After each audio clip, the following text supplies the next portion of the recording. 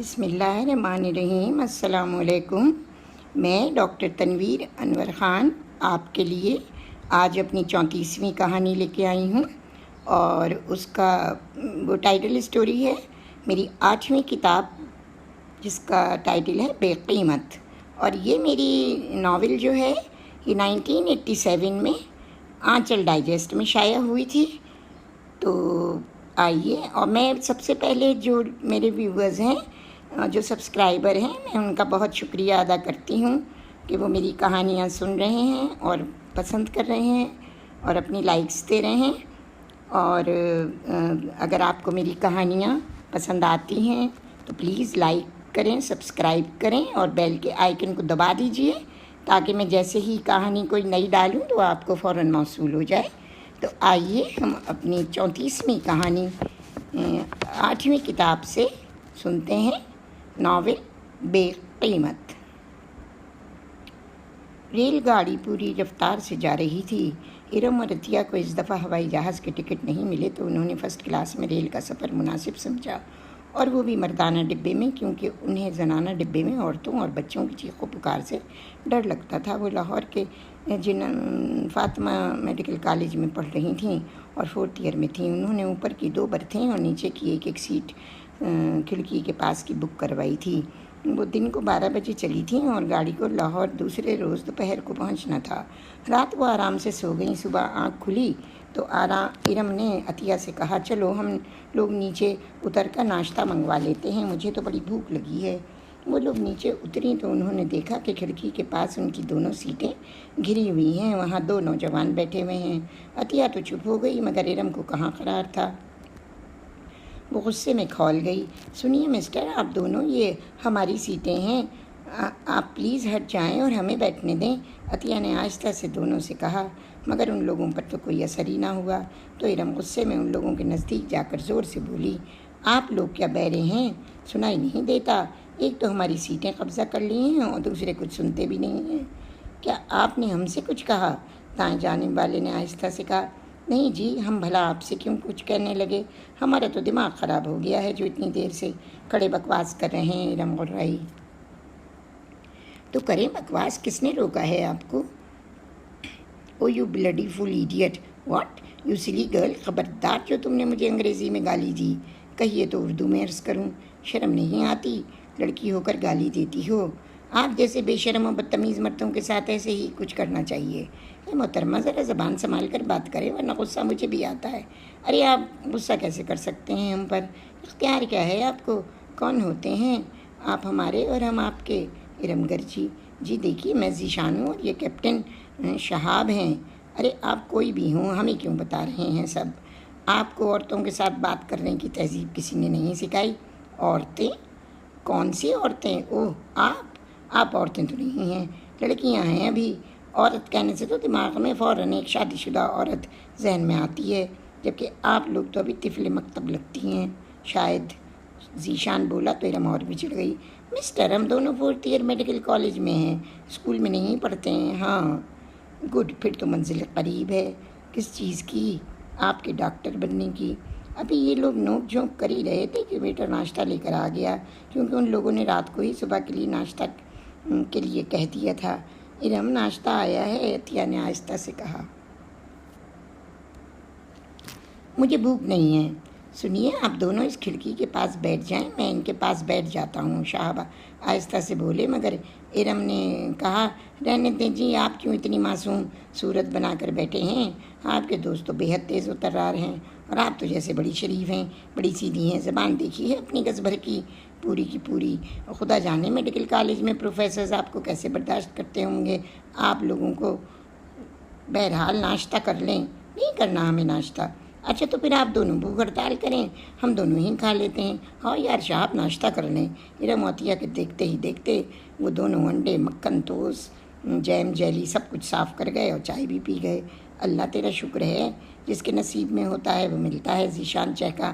کیا اب آپ ناشتے کے پیمانے پر ہمارا نصیب تولیں گے؟ ارے ایک وقت نہ کھانے سے مر تو نہیں جائیں گے؟ نہیں مریں گی نہیں آپ، بس ایسا آپ کے دشمنوں کو ہو۔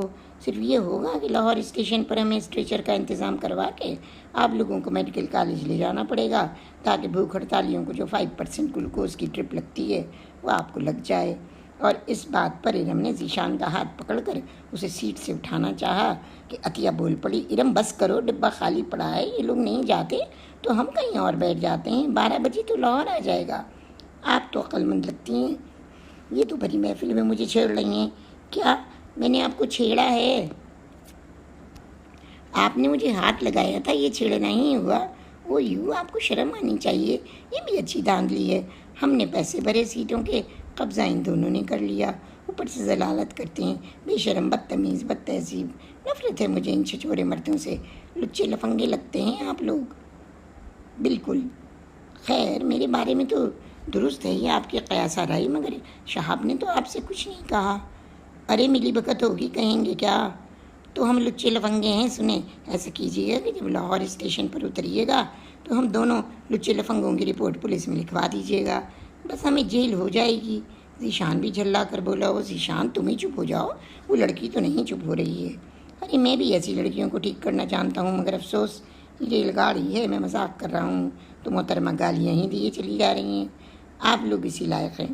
ارم خدا کے واسطے خاموش ہو جاؤ، نہیں تو میں ایک تماچا ماروں گی تمہارے منہ پہ۔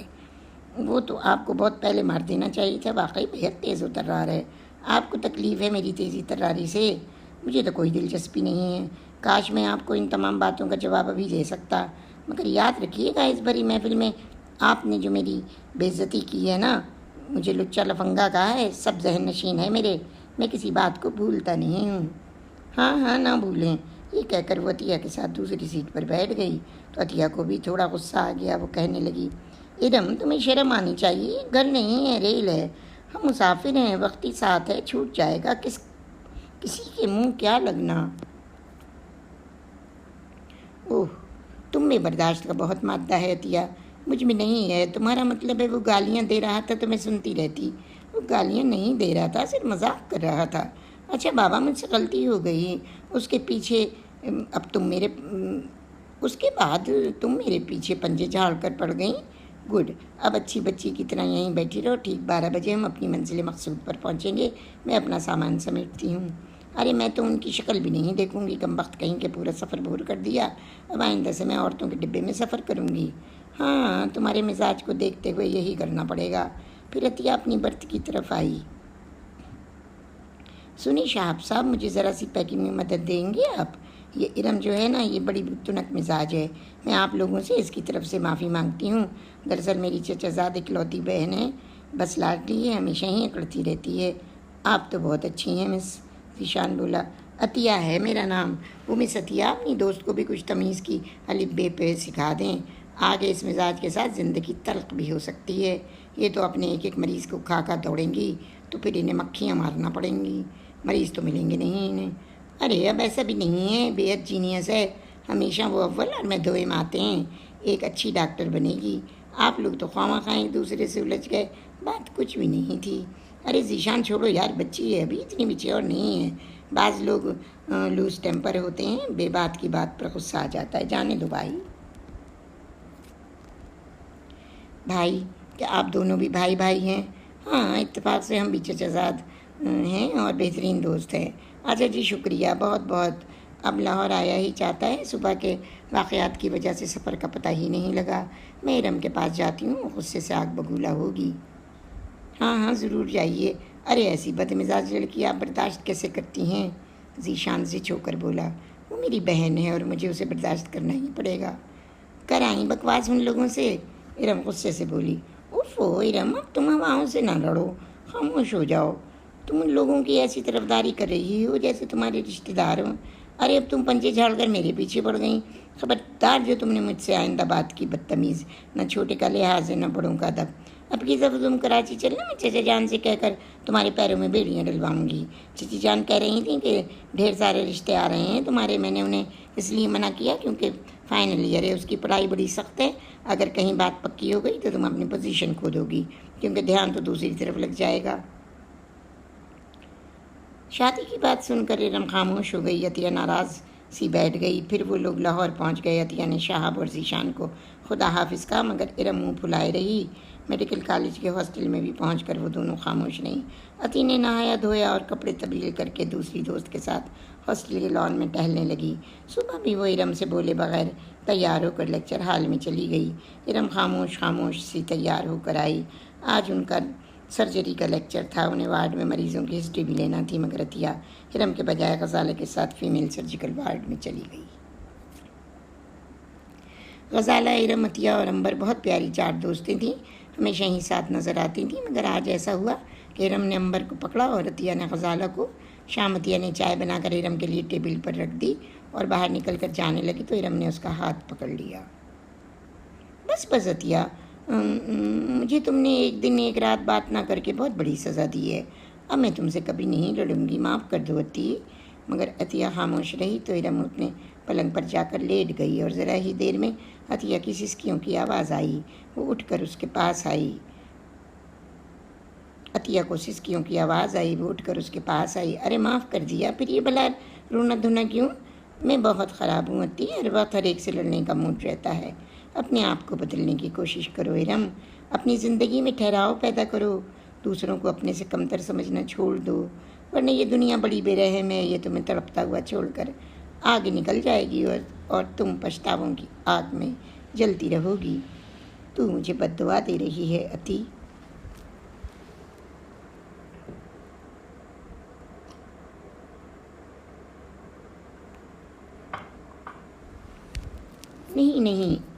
نہیں جان، میں تجھے سمجھا رہی ہوں، میں جن دکھوں کی چادر کو سمیٹ کر جوان ہوئی ہوں وہ میں اچھی طرح جانتی ہوں۔ اگر چچا جان مجھے اور ننھے عاطف کو سہارا نہ دیتے تو وہ ارم میں کسی ہولناک اندھیرے میں منہ دیے سی سک رہی ہوتی۔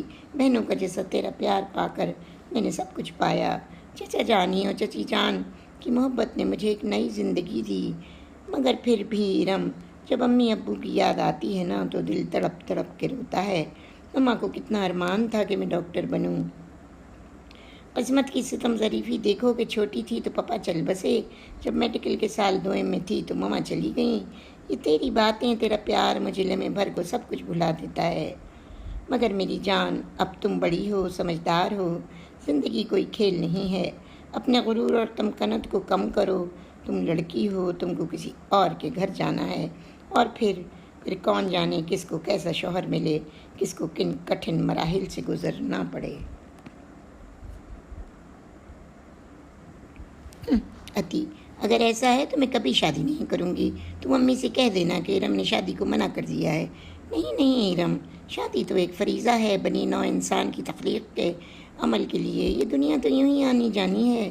تم شادی سے انکار کر کے تخلیق انسانی سے منحرف ہونا چاہتی ہو۔ مجھے کسی کے دبیل نہیں رہنا۔ ارے اس میں دبیل کی کیا بات ہے؟ واہ، میرا شوہر مجھ پر حکم چلائے گا اور میں بیٹھی دیکھتی رہوں گی؟ نہیں تو کیا تم اس کے سر پہ ڈنڈا دے مارو گی؟ عطیہ بے اختیار ہنس پڑی۔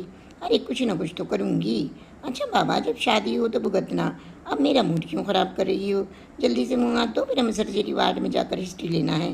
یہ جو مس فاطمہ ہے نا، یہ بڑی خراب ہیں، اگر تیاری نہ ہوئی تو بڑی کلاس میں بے عزت کر دیں گی۔ ذرا ہی دیر میں سرجیکل وارڈ میں عطیہ اور ارم چلی گئیں۔ 4 مریضوں کی ہسٹری کیس شیٹس میں لکھنا تھیں۔ پھر وہاں سے وہ لوگ چلڈرن وارڈ میں چلی گئیں اور یوں ان لوگوں کے دن اور رات گزرنے لگے۔ وہ فائنل ایئر میں آ گئیں۔ مصروفیت اور پڑھائی بہت زیادہ تھی۔ جب سے ان کے ساتھ ٹرین میں بدمزگی ہوئی تھی، وہ لوگ کراچی سے لاہور ہوائی جہاز سے آ جا رہی تھیں۔ عطیہ کے ابو امان عباس ایک قابل ایڈوکیٹ تھے اور ارم کے ابو سلیمان عباس مشہور آرکیٹیکٹ تھے۔ وہ لوگ بے حد امیر تھے اور ارم کیونکہ ان کی اکلوتی بیٹی تھی، اس لیے ہر ناز اور غمزہ اٹھاتے تھے، اس کا برداشت کرتے تھے۔ ان کے منہ سے نکلی ہوئی ایک بات وہ فوراً پوری کرتے تھے۔ لاہور میں ارم اور عطیہ نے اس لیے داخلہ لیا تھا کہ جلدی ڈاکٹر بن جائیں، اور پھر کراچی میں تو ویسے بھی ہنگامہ آوریاں اتنی زیادہ ہوتی تھیں کہ پڑھائی برباد ہی ہوتی رہتی ہے۔ امان عباس اور ان کی بیگم کا 8 سال کے وقفے میں انتقال ہو گیا تھا۔ وہ لوگ لاہور میں رہتے تھے۔ پہلے ہارٹ اٹیک سے امان عباس کا انتقال ہوا تو عطیہ نے 9ویں کا امتحان دیا تھا، اور پھر جب وہ سال 2 کے MBBS میں پہنچی تو امی حلق کے کینسر میں چل بسیں۔ عاطف 12 سال کا تھا اور عطیہ کے لیے سب کچھ سنبھالنا بہت مشکل تھا۔ جب سلیمان عباس کو خبر ملی تو وہ فوراً اسے اور عاطف کو کراچی لے آئے۔ یوں عطیہ کا داخلہ بھی پنجاب بورڈ اور ڈومیسائل کی وجہ سے لاہور میں ہو گیا۔ امان اور سلیمان کی شادی دونوں بہنوں سائمہ اور نائمہ سے ہوئی تھی۔ جب ان کی شادی ہوئی تھی تو لوگوں نے کہا تھا دو بہنیں ایک گھر میں بیاہ کر نہیں جاتی ہیں، ایک بستی ہے دوسری نہیں بستی۔ اور یوں ہی ہوا کہ سائمہ اور امان اجڑ گئے مگر سلیمان اور نائمہ زندہ رہے۔ نائمہ عطیہ کو محبت کیسے نہ دیتی، وہ اس کی چچی بھی تھی اور خالہ بھی تھی۔ اس نے عطیہ کو 2 سال میں بھرپور ممتا دی۔ جو فرمائش ارم کی پوری ہوتی وہ عطیہ کے لیے خود بخود پوری کرتی جاتی، اور اب جب کہ دونوں لڑکیاں شادی کے قابل تھیں تو ان کا جہیز بھی ایک جیسا جمع ہو رہا تھا۔ ارم اور عطیہ فائنل ایئر کا امتحان دے کر کراچی آئیں تو دونوں ہی کمزور اور لاغر سی لگ رہی تھیں۔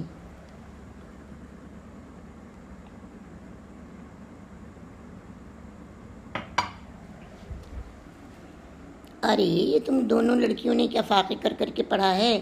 نہیں امی، ایسی بات نہیں ہے، پڑھائی اتنی زیادہ تھی کہ سدھ بدھ کھو دی تھی۔ آپ یقین کریں امی، سرجری کے 2 پیپر، میڈیسن کے 2 پیپر، گائنی آپس کے 2 پیپر، پھر پیتھولوجی بھی، پھر ENTI، بس اگر 1 ماہ اور امتحان چل جاتے تو ہم لوگ شاید غائب ہی ہو جاتے۔ ارے کیا اول فول بک رہی ہو؟ بس اب رزلٹ آنے تک عیش کریں گے امی، میں تو پاپا کے ساتھ ورلڈ ٹور پر جاؤں گی۔ ہاں ہم سب چلیں گے، تمہارے پاپا نے انتظام کیا ہے، وہ جو گروپس میں لوگ جاتے ہیں ان کے ساتھ 15 دن کے ٹور کا پروگرام بنایا ہے۔ عطیہ بھی جائے گی نا امی؟ کیوں، وہ اور عاطف کیا تمہارے بہن بھائی نہیں ہیں جو ساتھ نہیں جائیں گے؟ چچی جان، مجھے اور عاطف کو گھومنے کا کوئی شوق نہیں ہے، آپ لوگ جائیں، میں گھر سنبھالوں گی۔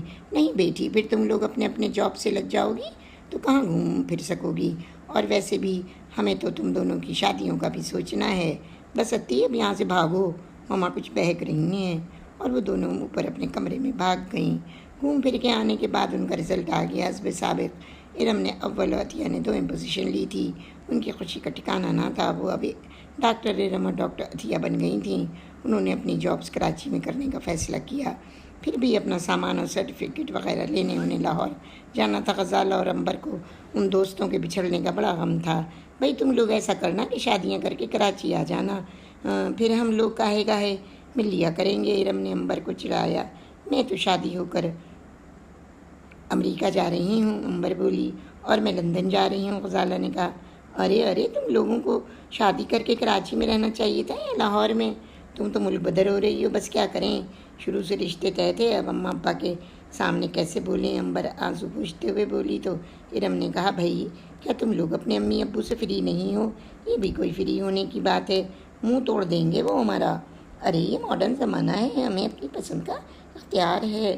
تم غلط کہہ رہی ہو ارم، جب تمہاری شادی ہوگی تو پوچھیں گے، غزالہ نے آہستہ سے کہا۔ اچھا بھائی اب ہم چلے، تم لوگ اپنی اپنی شادیوں میں بلانا، ہم ضرور آئیں گے، کیوں درست ہے نا آتی؟ ہاں ہم ضرور آئیں گے۔ اور یہ لڑکیاں روتی دھوتی اس کالج کو چھوڑ کر آ گئیں جہاں ان کی زندگی کے قیمتی 5 سال گزرے تھے۔ عطیہ اور ارم نے میڈیسن میں ہاؤس جاب شروع کر دی تھی، اور تب نائمہ اور سلیمان کو ان کی شادی کا خیال آیا۔ نائمہ ایسا ہے کہ اب تم ان لڑکیوں کو کچھ سلیقہ سکھا دو تو پھر شادی بیاہ کیا جائے ان کا۔ بھئی عطیہ کو تو سب امور خانہ داری آتی ہے مگر ارم کو کچھ بھی نہیں آتا۔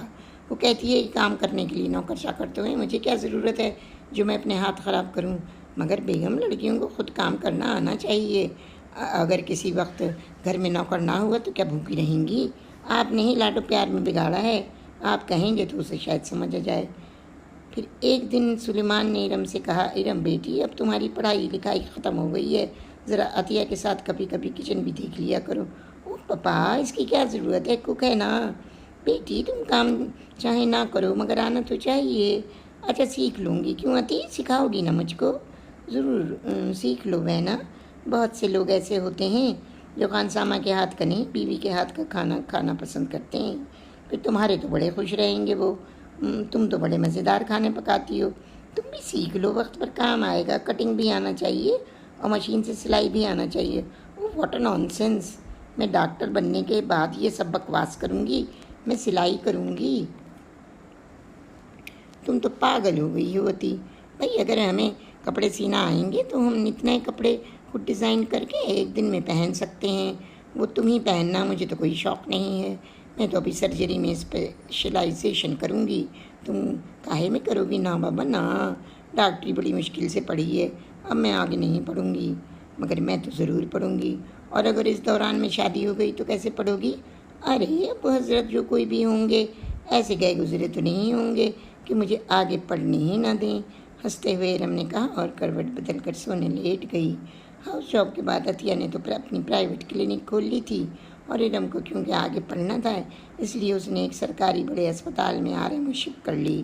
اور بھی کچھ یوں ہوا کہ ان کے رشتے کی بات چل نکلی۔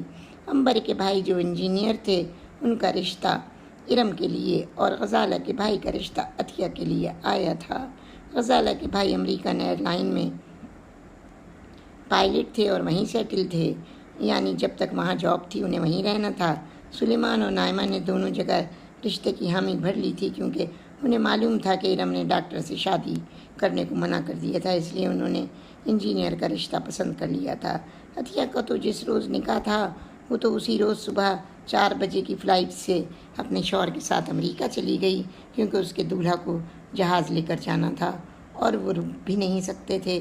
ولیمے کا یہ طے ہوا تھا کہ جب 1 ماہ بعد وہ لوگ واپس آئیں گے تو کراچی میں ولیمہ ہوگا، باقی دوستوں کی دعوت وہیں امریکہ میں تھی۔ ارم شادی کے بعد یہیں کراچی میں رہنا تھا۔ اس کی شادی کی رات بھی بہت عجیب تھی، وہ تو کبھی تصور بھی نہیں کر سکتی تھی۔ بہت ہی حسین کمرے میں جہاں ایک دیوار سے دوسری دیوار تک موتیے اور گلاب کی لڑیاں لگی تھیں اور ان کی بھینی بھینی خوشبو سے کمرہ مہک رہا تھا۔ اس کے بیڈ پر بھی خوبصورت سرخ گلاب کی لڑیاں لٹک رہی تھیں۔ اس نے لڑکیوں سے دولہا کی بہت تعریف سنی تھی۔ بڑے ہینڈسم ہیں دولہا بھائی، بڑے اسمارٹ ہیں، کسی شہزادے کی طرح، اور خود اس کی بھی بہت تعریف ہو رہی تھی۔ اس کی ہرنی جیسی بڑی بڑی آنکھیں خوابناک سی ہو رہی تھیں۔ مانجھے مہندی سے لے کر مختلف رسوم کے ادا ہونے تک اس کی کمر تو اکڑ کر تختہ ہو گئی تھی۔ اس کا کمرہ AC چلنے کی وجہ سے خاصا ٹھنڈا ہو گیا تھا، اور بھی رات 2 بجے کے قریب جب وہ نیند میں جھوم رہی تھی تو اس نے دروازے میں کھٹکے کی آواز سنی۔ وہ ایک دم سمٹ گئی، اس کی آنکھوں سے نیند ایک دم بھاگ گئی۔ قدموں کی چاپ اس کے بیڈ کے پاس آ کر رک گئی، اور ذرا ہی دیر بعد ارم کو اپنے دونوں کاندھوں پر ہلکا سا دباؤ محسوس ہوا۔ وہ اور زیادہ جھک گئی، تبھی اس کے کانوں میں آواز گونجی، آداب عرض کرتا ہوں ارم ذیشان صاحبہ، مجھے یقین ہے کہ آپ ہر اس دلہن کی طرح اپنے دولہا کا انتظار کر رہی ہوں گی جو سیج پر بیٹھتی ہے، مگر یہ یاد رکھیے گا کہ میری یہ شادی آپ سے کسی محبت کے تحت نہیں ہوئی ہے۔ آپ جیسی بدتمیز و منظور لڑکی میرے گھر میں رہ سکتی ہے، مگر میرے دل پر حکومت نہیں کر سکتی۔ تمہیں ہر قسم کی آزادی ہوگی، صرف گھر کی حدود میں رہتے ہوئے۔ تم بغیر میرے مشورے کے کوئی کام نہیں کرو گی، ورنہ مجھ سے برا کوئی نہیں ہوگا۔ ڈاکٹر ارم ذیشان، میں جتنے سال تمہاری نفرت کی آگ میں جلا ہوں، آج سے اس ایک ایک لمحے کا حساب لوں گا۔ اور یہ کہہ کر اس نے ارم کے کاندھے چھوڑ دیے، اور ارم جو کبھی سوچ بھی نہیں سکتی تھی کہ اس کی زندگی کا ساتھی ذیشان ہوگا، وہ حیران سی پریشان سی گھونگھٹ اٹھائے سامنے آرام کرسی پر بیٹھے سگریٹ پیتے ذیشان کو دیکھ رہی تھی۔ تو یہ میری زندگی کا ساتھی ہے مما؟ یہ مما، کاش مجھے پہلے معلوم ہوتا تو میں انکار کر دیتی۔ میں نے تو سب کچھ آپ لوگوں پر چھوڑا تھا۔ امبر، یہ تم نے مجھ سے کس جنم کا بدلہ لیا؟ ہم تو بہترین ساتھی اور دوست تھے۔ تم نے تو کبھی نہیں بتایا کہ ذیشان تمہارے بھائی ہیں۔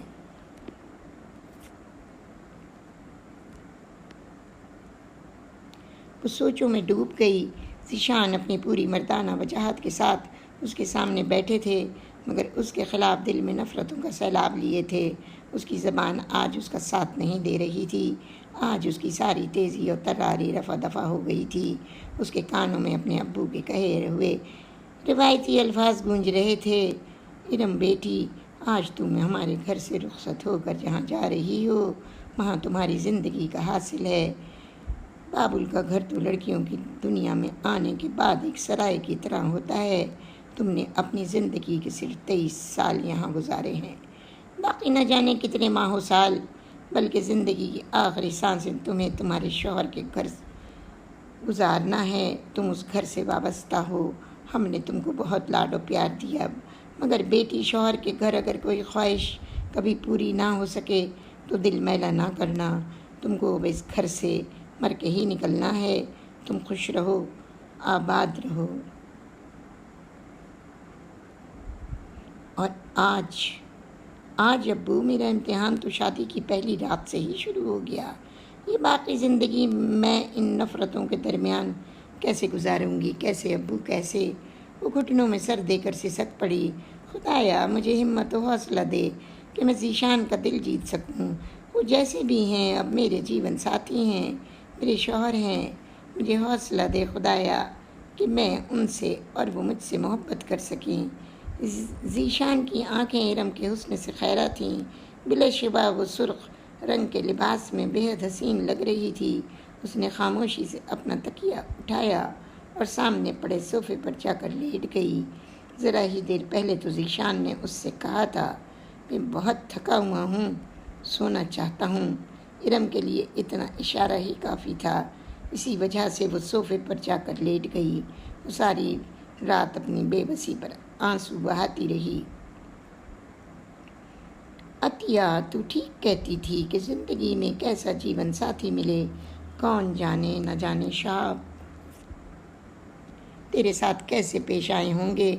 تو بیاہ کر اتنی دور چلی گئی کہ خط بھی دنوں میں آئے گا، مگر یہاں تو زندگی کا ایک ایک پل اذیت بن کر گزر رہا ہے۔ وہ صبح 6 بجے ہی نہا دھو کر ہلکے گلابی رنگ کی شلوار قمیص پہن کر صوفے پر بیٹھ گئی تھی۔ 7 بجے کے قریب دروازے پر دستک ہوئی اور امبر اور جوہی اس کی نندیں کمرے میں گھس آئیں۔ ارے ہمارے بھیا جانی ابھی تک سوئے پڑے ہیں، اٹھیں بھیا، نیچے ناشتے پر امی ابو دادی اماں اور دوسرے سب لوگ انتظار کر رہے ہیں۔ اور وہ بھائی بہت تک گیا تھا کل، تم لوگ تو سونے بھی نہیں دیتی ہو۔ وہ سونے ہم نہیں دیتے یا دلہن بھابھی سے باتیں کرنے میں رات گزار دی؟ خطبار وہ ہیں یا ہم؟ مگر وہ تو دیکھیں صبح ہی صبح اٹھ گئی ہیں۔ ارے ارم یہ تم نے سادہ سجوڑا کیوں پہنا ہے؟ لاؤ میں آتشی رنگ کا قرارہ سوٹ نکال دوں، بال سوکھ جائیں تو تم وہ پہن کر نیچے آ جانا۔ دادی ماں اور تائی ماں بہت غصہ کریں گی، ایک دن کی بیاہی دلہن اور یوں سنی سی۔ ارم کچھ نہ بولی، بس امبر کے ہاتھ سے خاموشی سے جوڑا لے لیا۔ امبر اور جوہی یہ کہتی ہوئی چلی گئیں، دلہن بھابھی ہم آدھا گھنٹے میں واپس آئیں گے، جب تک بھیا بھی تیار ہو جائیں گے اور پھر آپ کا میک اپ بھی کر دیں گے۔ ذیشان باتھ روم میں گھس گئے اور پھر ارم اپنے بالوں کو ہیئر ڈرائر سے سکھانے لگی۔ اس کے لمبے لمبے سیاہ بال پشت پر لہرا رہے تھے اور اس کا گلابی آنچل سر سے ڈھلک گیا تھا۔ وہ ذیشان کو بے حد پیاری لگی، بھولی بھولی، خوبصورت سی، نازک گوری گوری۔ وہ اس کی اپنی تھی، یہ وہ جانتے تھے، مگر انجان سے بنے رہے۔ وہ تیار ہو کر نیچے چلے گئے تو امبر اور جوہی فوراً ارم کو لینے اوپر آئیں۔ تب ارم کا انہوں نے ہلکا سا میک اپ کیا تو وہ اور بھی پیاری لگنے لگی۔ وہ گھونگھٹ کاڑے نیچے اتری تو امبر نے سب سے تعارف کرایا۔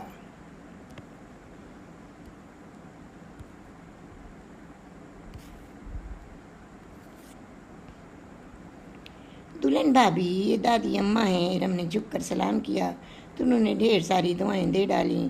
اللہ تم دونوں کی جوڑی سلامت رکھے، دودھ نہاؤ پوتوں پھلو، اللہ تمہاری گود جلد ہری کرے اور تم ہمیں جلد از جلد پر دادی بنا دو۔ وہ دادی کیا آپ نہیں چاہتی کہ ہم لوگ شادی کے بعد کچھ دن سکون سے گزاریں؟ ذیشان شرارت سے بولا۔ ارے شادی تو میں نے تیری اس لیے جلدی کی ہے تاکہ تیری اولاد کو بھی گود میں کھلا سکوں، پھر تو مجھے اور آپ کو دونوں کو انتظار کرنا ہوگا، کیونکہ میں ابھی اتنی بڑی ذمہ داری اٹھانے کے موڈ میں نہیں ہوں۔ اچھا آپ تو چپ رہے۔ ہاں بہو یہاں میرے پاس آ کر بیٹھو۔ کون کہتا ہے کہ پڑھی لکھی لڑکیوں کو میں شرم و حیا نہیں ہوتی؟ دیکھو کیسی مشرقی دلہن کا مجسمہ ہے، نمونہ ہے میری بیٹی۔ ارے دادی اماں یہ دلہنوں کی گردن نہیں جھک جاتی، جھکے اے نوج بیٹا، یہ تو ہماری روایت ہے۔ مجھے وہ دلہنیں اچھی نہیں لگتی جو اپنا بھاڑ سا منہ کھولے پٹر پٹر بولتی رہیں۔ اے نہ نمڑ اترے نہ ظہور، سارے 16 سنگھار تو لڑکیاں پہلے کر لیتی ہیں، شادی وقت کے لیے کچھ بچتا ہی نہیں ہے۔ اور امبر اور جوہی تم لوگ کان کھول کر سن لو، ولیمے سے پہلے دلہن باہر نہیں جائے گی، جو میک اپ ہوگا وہ گھر میں ہوگا، ہم بیوٹیشین کو گھر پر بلا لیں گے۔ ارے اتنی خوبصورت دلہن کو بی کسی بیوٹیشین کی کیا ضرورت ہے؟ پلیز دادی ماں، اتنے بڑے ہوٹل میں ڈنر ہے اور ہم بھابھی کا میک اپ بھی نہ کریں۔ اچھا بابا جو سمجھ میں آئے کرو، مگر گھر کے اندر۔ ناشتے کی تھوڑی دیر بعد آتے فوراً بوا دلہن کو لینے آ گئیں۔ تب دادی ماں بولی، ذیشان تم شام کو دلہن کو لینے سسرال جاؤ گے؟ یہ شام 5 بجے گھر آئے گی۔ مگر مجھے تو کام ہے۔ چپ کرو، یہ رسم ہے، بدشگونی نہ کرنا ورنہ مار کھاؤ گے۔ بس دادی ماں، آپ کی مار کو تو میں ترس رہا ہوں، کہتی رہتی ہیں مارا کبھی نہیں۔ یہ کہہ کر ذیشان کمرے کی طرف دوڑ گیا اور ارم وہیں بیٹھی رہی۔ امبر نے اسے گھر میں بدلنے کے لیے ایک جوڑا دیا اور پھر وہ اپنے گھر آ گئی۔ آج اسے بے اختیار عطیہ یاد آ رہی تھی جو اس کی رازداں تھی۔ وہ ساری باتیں اپنے دل ہی دل میں رکھنا چاہتی تھی۔ وہ صرف ایک رات کی دلہن تھی۔ اس کے کھلے ہوئے لب اس کے باپ کی دہلیز پر رسوائی کی کالک مل سکتے تھے۔ وہ بظاہر خوش و خرم رہی اور شام 4:30 بجے ذیشان اسے لینے آ گئے۔ سلیمان صاحب بولے، کیسے ہو بیٹے؟ ٹھیک ہوں، بس آج تو بہت مصروف ہوں، آپ جلدی سے ارم کو بھیج دیں، دادی اماں نے بلایا ہے۔ وہ شاید اپنے کمرے میں ڈریس بدل رہی ہے، میں بلواتا ہوں۔ تھوڑی ہی دیر میں ذیشان کے لیے انواع و اقسام کی چیزیں ٹرالی پر سج کر آ گئیں۔ لو بیٹے، پہلے کچھ ناشتہ کر لو، اتنے میں انا بوا ارم کو بلا لائیں گی۔ ارے ابو، اس کی کیا ضرورت ہے؟ امی جان، یہ تو بہت ہے، میں بس ایک کپ کافی لے لیتا ہوں۔ اور پھر ذیشان نے دیکھا کہ آسمانی رنگ کے قرارہ سوٹ میں ہولے ہولے قدم بڑھاتی سر پر دوپٹہ دھرے ارم آہستہ آہستہ سیڑھیاں اتر رہی تھی۔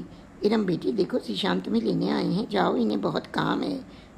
جی ابو، میں جا رہی ہوں، آہستہ سے بولی اور پھر گاڑی میں بیٹھتے ہوئے وہ بے اختیار ابو اور امی سے لپٹ کر سسک پڑی۔ ارے بیٹی، اب کیا رونا دھونا، تم تو یوں ہی آتی جاتی رہو گی۔ عطیہ کو دیکھو کتنی دور چلی گئی ہے، اب تو وہ 1 ماہ بعد بھی نہیں آئے گی۔ ارم خاموشی سے اپنی آنکھیں پوچھتی ہوئی فرنٹ سیٹ پر بیٹھ گئی۔ راستے پر خاموشی ہی رہی۔ ارم گاڑی سے اتر کر سیدھی اپنے گھر کمرے میں چلی گئی۔ ذرا ہی دیر بعد بیوٹیشین اسے دلہن بنانے کے لیے آ گئی۔ گولڈن کلر کے سوٹ کا انتخاب ولیمے کے لیے کیا گیا تھا۔ امبر نے اسے بتایا کہ شادی کے سارے کپڑوں کی شاپنگ اس کے بھیا نے خود کی ہے، اور یہ سب کچھ سن کر ارم کو یقین نہیں آ رہا تھا۔ یہ کیسے ہو سکتا ہے؟ ذیشان تو مجھ سے نفرت کرتے ہیں، وہ سوچنے لگی۔ دلہن بن کر وہ بے حد پیاری لگ رہی تھی۔ دادی اماں نے سفید موتیے کے پھولوں کا ٹوکرا اس کے پہنانے کے لیے بھجوایا تھا۔ وہ آئینے کے سامنے بیٹھی تھی کہ اچانک ذیشان آ گئے۔ آتے ہی انہوں نے بیوٹیشین سے کہا کہ وہ ذرا باہر ٹھہریں کیونکہ انہیں 10 منٹ لگیں گے تیار ہونے میں۔ اور بیوٹیشین مس شوانگ نے ارم سے کہا، آپ اپنی جویلری خود پہن لیں، میں جب تک باہر ہوں۔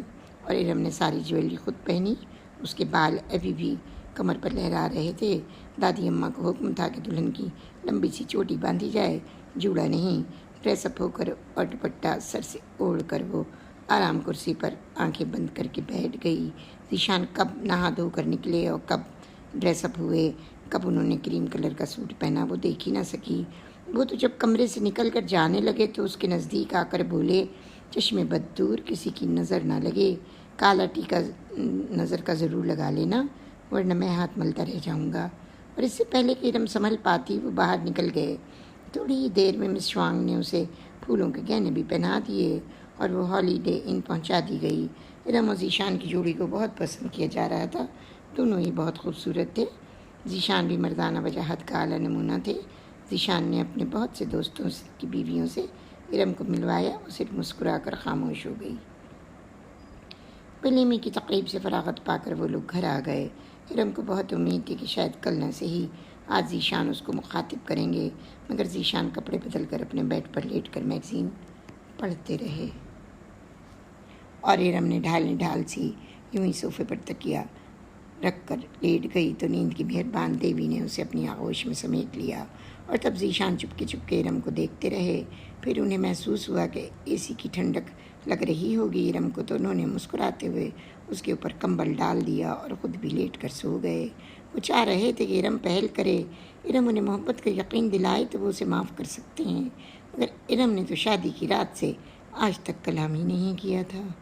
ڈاکٹر ارم، ذیشان، مجھے تمہارے غرور کو، تمکنت کو پاش کرنا ہے، چاہے اس کے لیے مجھے سال بھر ہی انتظار کیوں نہ کرنا پڑے۔ میں اتنا بے قیمت نہیں ارم کہ تم میری چاہ نہ کر سکو۔ میں تمہیں اس وقت حاصل ہوں گا جب تم چاہو گے۔ میری چاہت تھی، میں نے تمہیں حاصل کر لیا۔ اب فیصلہ وقت کرے گا کہ تم مجھے کب قبول کرو گی، دماغی طور پر اور دلی طور پر۔ پھر ہی ہم اپنی خوش آئند ازدواجی زندگی کا آغاز کر سکتے ہیں۔ یہ سب کچھ سوچتے سوچتے وہ بھی سو گیا۔ 1 ماہ تک تک مختلف رشتہ داروں کے ہاں ان کی دعوتیں ہوتی رہیں۔ ذیشان بھی چھٹی پر تھا اور ارم بھی۔ دونوں نے بھی دعوتیں کی، دوستوں نے بھی دعوتیں کی تھیں۔ ارم کیونکہ نئی دلہن تھی، زیادہ تر خاموشی رہی۔ ان دونوں کے درمیان ابھی تک کسی قسم کی بات چیت کا سلسلہ نہیں چلا تھا۔ امبر تو کب کی اپنے شوہر کے پاس جا چکی تھی اور جوہی اور ایک چھوٹا دیور ارمان رہ گیا تھا۔ ارم بڑی الجھن میں تھی۔ اس کی چھٹیاں ختم ہوئیں تو وہ صبح ہی اسپتال جانے کے لیے تیار ہو گئی۔ ذیشان خاموشی سے اسے دیکھتا رہا اور پھر بولا، تم غالباً اسپتال جانے کے لیے تیار ہو رہی ہو اور یہ اب نہیں ہوگا۔ تم میری بیوی ہو، مجھے عورتوں کا جاب کرنا پسند نہیں ہے۔ بہت پڑھ لیا ہے تم نے اور بڑے قابلیت کے جھنڈے گاڑ دیے ہیں۔ اب گھر سنبھالو۔ جوہی کی پڑھائی خاصی مشکل ہے، تم کو گھر سنبھالنا ہے۔ اگر میری اجازت کے بغیر ایک قدم بھی گھر سے باہر نکالا تو وہ اس گھر میں تمہارا آخری دن ہوگا۔ یہ کہہ کر وہ تیزی سے باہر نکل گئے اور ارم ہکا بکا خاموش سی تھرتھراتی ہوئی وہیں بیٹھ گئی۔ ذرا ہی دیر میں جوہی وہاں آ گئی اور بولی، ارے دلہن بھابھی کیا ہوا، آپ رو رہی ہیں؟ ارے نہیں، یوں ہی ایسی آنکھ میں کچھ چلا گیا۔ چلیے دادی ماں آپ کو ناشتے پہ بلا رہی ہیں، میں آ رہی ہوں۔ ناشتے کی میز پر سبھی لوگ بیٹھے تھے۔ ارم بھی خاموشی سے آ کر اپنی ساس کے پاس بیگم حمیرہ کے بیٹھ گئی۔ دلہن آج تو تمہیں اسپتال جانا ہے، ایسا ہے کہ ذیشان تمہیں ڈراپ کر دے گا اور واپسی پر لے لے گا؟ جی امی، وہ میں جاب سے استعفیٰ دے رہی ہوں، آپ کے ساتھ گھر میں رہ کر کام کروں گی۔ ارے بیٹی، ابھی تو تمہارا کھیر میں بھی ہاتھ نہیں پڑا، تو آج میں کھیر پکا لوں گی۔ مگر بیٹی اسپتال جانا بھی ضروری ہے نا؟ کوئی ضروری نہیں ہے امی، مجھے لڑکیوں کا جاب کرنا، اسپتال جانا بالکل پسند نہیں ہے۔ ذیشان فیصلہ کن انداز میں بولا، امی بس میں جاب نہیں کروں گی، بات ختم ہو گئی۔ تم دونوں میں لڑائی ہوئی ہے کیا؟ نہیں امی، ایسی کوئی بات نہیں ہے۔ یہ کہہ کر ارم وہاں سے اٹھ گئی اور ذیشان اپنی فیکٹری چلا گیا۔ اس روز ارم بے حد روئی۔ تمہیں گھر سے بھی باہر نہیں نکل سکتی؟ کوئی بات نہیں، میں تمہارا بھرم کبھی نہیں ٹوٹنے دوں گی۔ میرے اور تمہارے بیچ کیسی دیوار کھڑی ہے، یہ کسی کو نہیں معلوم ہوگا۔ ارے دادی ماں، یہ کھیر تو بڑی بدمزہ ہے، کسی نے اتنی خراب کھیر بنائی ہے؟ ذیشان ارم کو چڑھاتے ہوئے بولا تو ارم کے کھانا کھاتے ہوئے ہاتھ رک گئے۔ دادی اماں بولی، ارے بیٹا، آج 2 کلو کی کھیر دلہن سے پکوائی ہے، مجھے تو بڑے مزے کی لگ رہی ہے۔ تو ایسے ہی سب لوگوں کو تنگ کرتا ہے۔ چپ کر، اب دلہن کو کھانا کھانے دے۔ اوہو دادی ماں، میں کسی کے نوالے تو نہیں گن رہا۔ بھیا پلیز بھابھی کو تنگ نہ کریں، وہ بھوکی رہ جائیں گی۔ دوپہر کو بھی انہوں نے کھانا نہیں کھایا تھا۔ کیوں؟ کہہ رہی تھیں کہ انہیں بھوک نہیں ہے۔ ہاں، یہ بھوک ہڑتال کی پرانی مریضاں ہیں۔ کیا اول فول بک رہا ہے ذیشان؟ امی نے اسے ڈانٹا تو وہ چپ ہو گیا، مگر کنکیوں سے ارم کو دیکھتا رہا جس کی آنکھوں میں آنسو تیر آئے تھے۔ وہ خاموشی سے وہاں سے اٹھ گئی۔ بیٹی کہاں جا رہی ہے؟ وہ بیگم حمیرہ نے کہا۔ جی امی، بس کھانا کھا لیا ابھی اور بھوک نہیں ہے۔ اچھا جاؤ آرام کرو، آج سارا دن تم کھانے پکانے میں لگی رہی ہو، تھک گئی ہوگی۔ کیا؟ اور کون سے کھانے پکائے ہیں انہوں نے؟ یہ جتنے کھانے تو مزے لے لے کر کھا رہا ہے نا، یہ سب آج اس نے پکائے ہیں، بیگم حمیرہ نے کہا۔ جب ہی اتنے بدمزہ ہیں، میں کہوں امی آج کھانے کا ٹیسٹ کیوں بگڑا ہوا ہے؟ سیڑھیاں چڑھتی ہوئی ارم نے سنا اور وہ جلدی سے کمرے میں گھس گئی۔ وہ جاتے ہی پھوٹ کر رو پڑی۔ پھر وہ جی بھر کے رونے کے بعد نہا دھو کر کپڑے بدل کر باتھ روم سے نکلی تو ذیشان بستر پر دراز اخبار پڑھ رہے تھے۔ ذیشان نے اندازہ لگا لیا تھا کہ ارم بہت روئی ہے، اس کی آنکھیں سرخ ہو رہی تھیں۔ وہ خاموشی سے تکیہ لے کر صوفے پر لیٹ گئی۔ دن یوں ہی گزرتے رہے اور عطیہ کا خط ارم کے پاس 2 ماہ کے بعد آیا۔ میری پیاری جان سے پیاری ارم، ڈھیروں پیار اور بہت سی دعائیں۔ شادی کے بعد سے کچھ ایسی مصروفیات میں گری رہی کہ تجھے خط ہی نہ لکھ سکی۔ بس سمجھو ہم لوگ بس گھومتے پھرتے رہتے ہیں۔ شہاب اتنے اچھے ہیں، میں نے کبھی سوچا بھی نہیں تھا۔ تیرا کیا حال ہے؟ ذیشان بھی یقیناً تیرے ساتھ بہت خوش ہوں گے۔ دیکھو تو رمین، دونوں نے ہم لوگوں کو کانوں کان خبر بھی نہیں ہونے دی کہ امبر غزالہ کے بھائی ہیں۔ ننکا کے فارم پر بھی ایس علی خان اور زید علی خان لکھ دیا۔ یہ لوگ کزن بھی ہیں نا، یہ تو جانتی ہے، امبر اور غزالہ پھوپھی زاد ہیں۔ بھائی میں تو بہت خوش ہوں۔ شہاب تو مجھے ایک پل بھی اوجھل نہیں ہونے دیتے۔ جب فلائٹس پر جاتے ہیں تو بھی ہوائی جہاز سے فون کرتے رہتے ہیں۔ میرا تو پاکستان آنا فی الحال بہت مشکل ہے۔ سچی رم، میں تو رخصت ہو کر سیدھی ایئرپورٹ ہی آ گئی تھی۔ مجھے تو ایئرپلین میں ہی پتہ چلا جب مبارکباد دی گئی کہ میری شادی شہاب سے ہوئی ہے اور تمہاری ذیشان سے۔ کیوں اب تو تم لوگ نہیں لڑتے؟ مجھے جواب ضرور دینا، اپنا حال احوال لکھنا۔ اچھا جان، میرے بہنوئی کو سلام کہنا، اور تیرے لیے ایک بار پھر ڈھیر سارا پیار، فقط تیری اپنی بہن اتی۔ اور یہ خط ہاتھ میں لیے ارم روتے روتے سو گئی۔ اس کے ہاتھ میں خط دباؤ تھا اور ذیشان شام جلدی آ گئے۔ انہوں نے وہ خط لے کر پڑھا۔ ارم ہڑبڑا کر اٹھ گئی اور پھر اس نے خاموشی سے ذیشان کے لیے شلوار قمیص کا سوٹ بدلنے کو نکال دیا اور چپ چاپ سے نیچے آ گئی۔ رات کو اس نے سوچا کہ عطیہ کو خط کا جواب دے دے، مگر ذیشان نے خط شروع ہونے سے پہلے ہی کہہ دیا، مجھے دکھائے بغیر خط پوسٹ نہیں کرنا۔ میں شہاب کو خط لکھ رہا ہوں، اتی کو تمہاری خیریت پہنچ جائے گی۔ اور ارم کا قلم جہاں کا تہاں رہ گیا۔ وہ خاموشی سے ذیشان کو دیکھتی رہی۔ پھر کچھ یوں ہوا کہ ذیشان رات دیر سے گھر آنے لگے، کبھی 1 بجے، کبھی 2 بجے اور کبھی 12 بجے۔ ارم فکر مند ہو گئی۔ جب تک ذیشان واپس نہ آتے ارم آنکھوں میں گزارتی، تم سو جایا کرو، میرا انتظار کیوں کرتی ہو؟ میرا تم سے اول دن سے کوئی واسطہ ہی نہیں ہے۔ میری مرضی، جب چاہوں جب آؤں اور جاؤں، جتنی دیر میں چاہے آؤں۔ ذیشان چاہتے تھے کہ وہ ضد ہو کر بولے، مگر عجیب لڑکی تھی وہ، کہاں تو بے طرح لڑتی تھی اسے وقت جب کوئی رشتہ نہ تھا، اور اب ایک دم خاموشی، اور بیوی بنتے ہی خاموشی سادھ لی ہے۔ غصہ ہی نہیں آتا اسے۔ وہ آپ ہی آپ سوچ رہے تھے، اور ارم ہر بات سہنے کا حوصلہ رکھتی تھی۔ وہ کسی سے کیا کہتی؟ ذیشان کا حکم اور سختی اسے کسی سے کچھ کہنے نہیں دے رہی تھی۔ جب بھی ارم اپنے گھر جاتی تو ذیشان ساتھ لے کر جاتا اور 1-2 گھنٹے بعد واپس لے آتا۔ ادھر 1 ماہ سے وہ اپنی امی کے گھر نہیں گئی تھی۔ سلیمان ارم کی طرف سے فکر مند تھے۔ بیگم، مجھے محسوس ہوتا ہے کہ ذیشان اور ارم میں کچھ انبن ہے۔ ہاں، مجھے بھی کچھ ایسے ہی لگتا ہے۔ عطیہ اور شہاب تو وہاں امریکہ میں بے حد خوش ہیں، مگر ارم ہمیں خوش نظر نہیں آتی۔ تم باتوں میں ارم سے پوچھو، بیگم کبھی آئے تو۔ کیا پوچھوں؟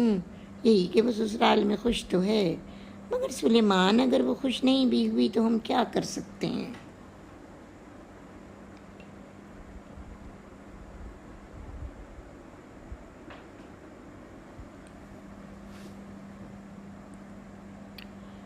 میں نے اچھا بھلا چاہا تھا کہ ڈاکٹر سے شادی کروں، مگر ایک تو یہ لوگ پیچھے پڑ گئے، اور دوسرے ارم کی مرضی بھی نہ تھی کہ وہ ڈاکٹر سے شادی کرے۔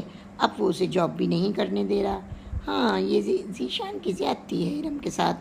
ہماری بچی نے کس قدر محنت سے ڈاکٹری پڑھی تھی، اور ذیشان نے اسے گھر بٹھا دیا۔ بس بیگم کیا کریں، شادی کے شروع کے سال ہیں، شاید ایڈجسٹ کر لیں کچھ عرصے بعد ایک دوسرے کے ساتھ۔ ہاں، اللہ کرے ہماری بچی کا گھر بنا رہے۔ ذیشان کے گھر والے تو سب بہت ہی اچھے ہیں۔ ارم کی شادی کے بعد سے حالت بھی مجھے اچھی نہیں لگتی ہے۔ وہ بہت چپ اور خاموش سی ہو گئی ہے۔ اور پھر جب ارم آئی تو انہوں نے پوچھا، ارم بیٹی، تم ذیشان کے ساتھ خوش تو ہو نا؟ جی امی، وہ بہت اچھے ہیں۔ مگر بیٹی، مجھے تو تمہاری صحت شادی کے بعد سے گرتی ہوئی محسوس ہو رہی ہے۔ لڑکیاں تو شادی کے بعد رنگ روپ نکھارتی ہیں، اور تمہاری تو رنگت سرسوں کی طرح پیلی ہوتی جا رہی ہے۔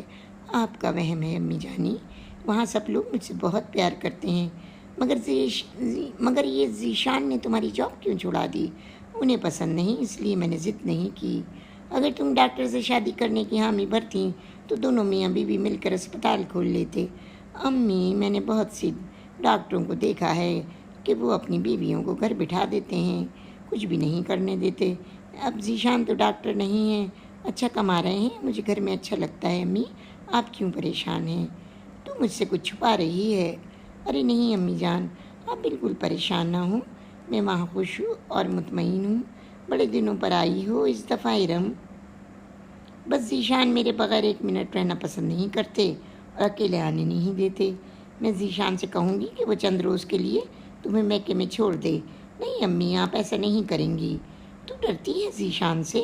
نہیں تو امی، انہیں پریشانی ہوگی، دیکھیے نہ، صبح انہیں فیکٹری جانا ہوتا ہے، مجھے سب کپڑے وغیرہ تیار کر کے دینا ہوتے ہیں۔ خیر، جیسے تمہاری مرضی، اگر مجھے آنے میں دیر ہو جایا کرے تو آپ آ جایا کریں امی، بیٹیوں کے گھر زیادہ جانا اچھا نہیں ہوتا ہے جان۔ اب وہ زمانہ نہیں ہے امی، وہ دور چلا گیا۔ نہیں، دور وہی ہے بیٹی، لوگ اپنی تہذیب بھول کر دوسروں کو اپنا لیتے ہیں۔ اچھا امی، اب ہم چلتے ہیں۔ ذیشان بیٹے، اس دفعہ بہت دن پر آئے، بھئی یہ خیال رکھا کرو بیٹے، تم دونوں ہی ہماری آنکھوں کے تارے ہو، جب فرصت ملا کرے ہم لوگوں سے مل جایا کرو۔ سلیمان صاحب نے کہا تو ذیشان ہنستے ہوئے بولا، بس ابو اس دفعہ واقعی دیر ہو گئی، ہم کوشش کریں گے کہ جلدی جلدی آ جایا کریں۔ بھائی ارم، تو مجھے یاد دلایا کرو کہ یہاں آنا ہے۔ ذیشان نے بڑی صفائی سے اپنی ذمہ داری ارم کو سونپ دی اور ارم صرف مسکرا دی۔ بیگم، تم نے ارم سے پوچھا تھا؟ ہاں، وہ تو صاف منہ کر گئی کہ خوش ہے۔ تم نے دیکھا ذیشان نے کس خوبصورتی کے ساتھ اپنی ذمہ داری ارم کے کاندھوں پر ڈال دی۔ ہاں جی، مجھے تو بڑا تیز لگتا ہے، نائمہ بولی۔ بس جی، وہ کتنا ہی تیز ہو، ہماری بچی خوش ہے تو ہمیں پرواہ نہیں، مگر مصیبت یہ ہے کہ ہم محسوس کرتے ہیں کہ ارم خوش نہیں ہے۔ سنیے، آپ ذیشان سے بات کریں نا۔ کیا بات کروں بیگم، ہم لڑکی والے ہیں، کیا بول سکتے ہیں زیادہ۔ اور پھر اچانک ایک دن ڈائننگ ٹیبل پر ذیشان نے اعلان کیا، دادی اماں، میں 1 سال کی ٹریننگ پر امریکہ جا رہا ہوں۔ کیا بک رہا ہے لڑکے، ارے واہ، اتنا اچھا چانس ملا ہے، فیکٹری کے خرچ پر جاؤں گا، کیوں چھوڑوں۔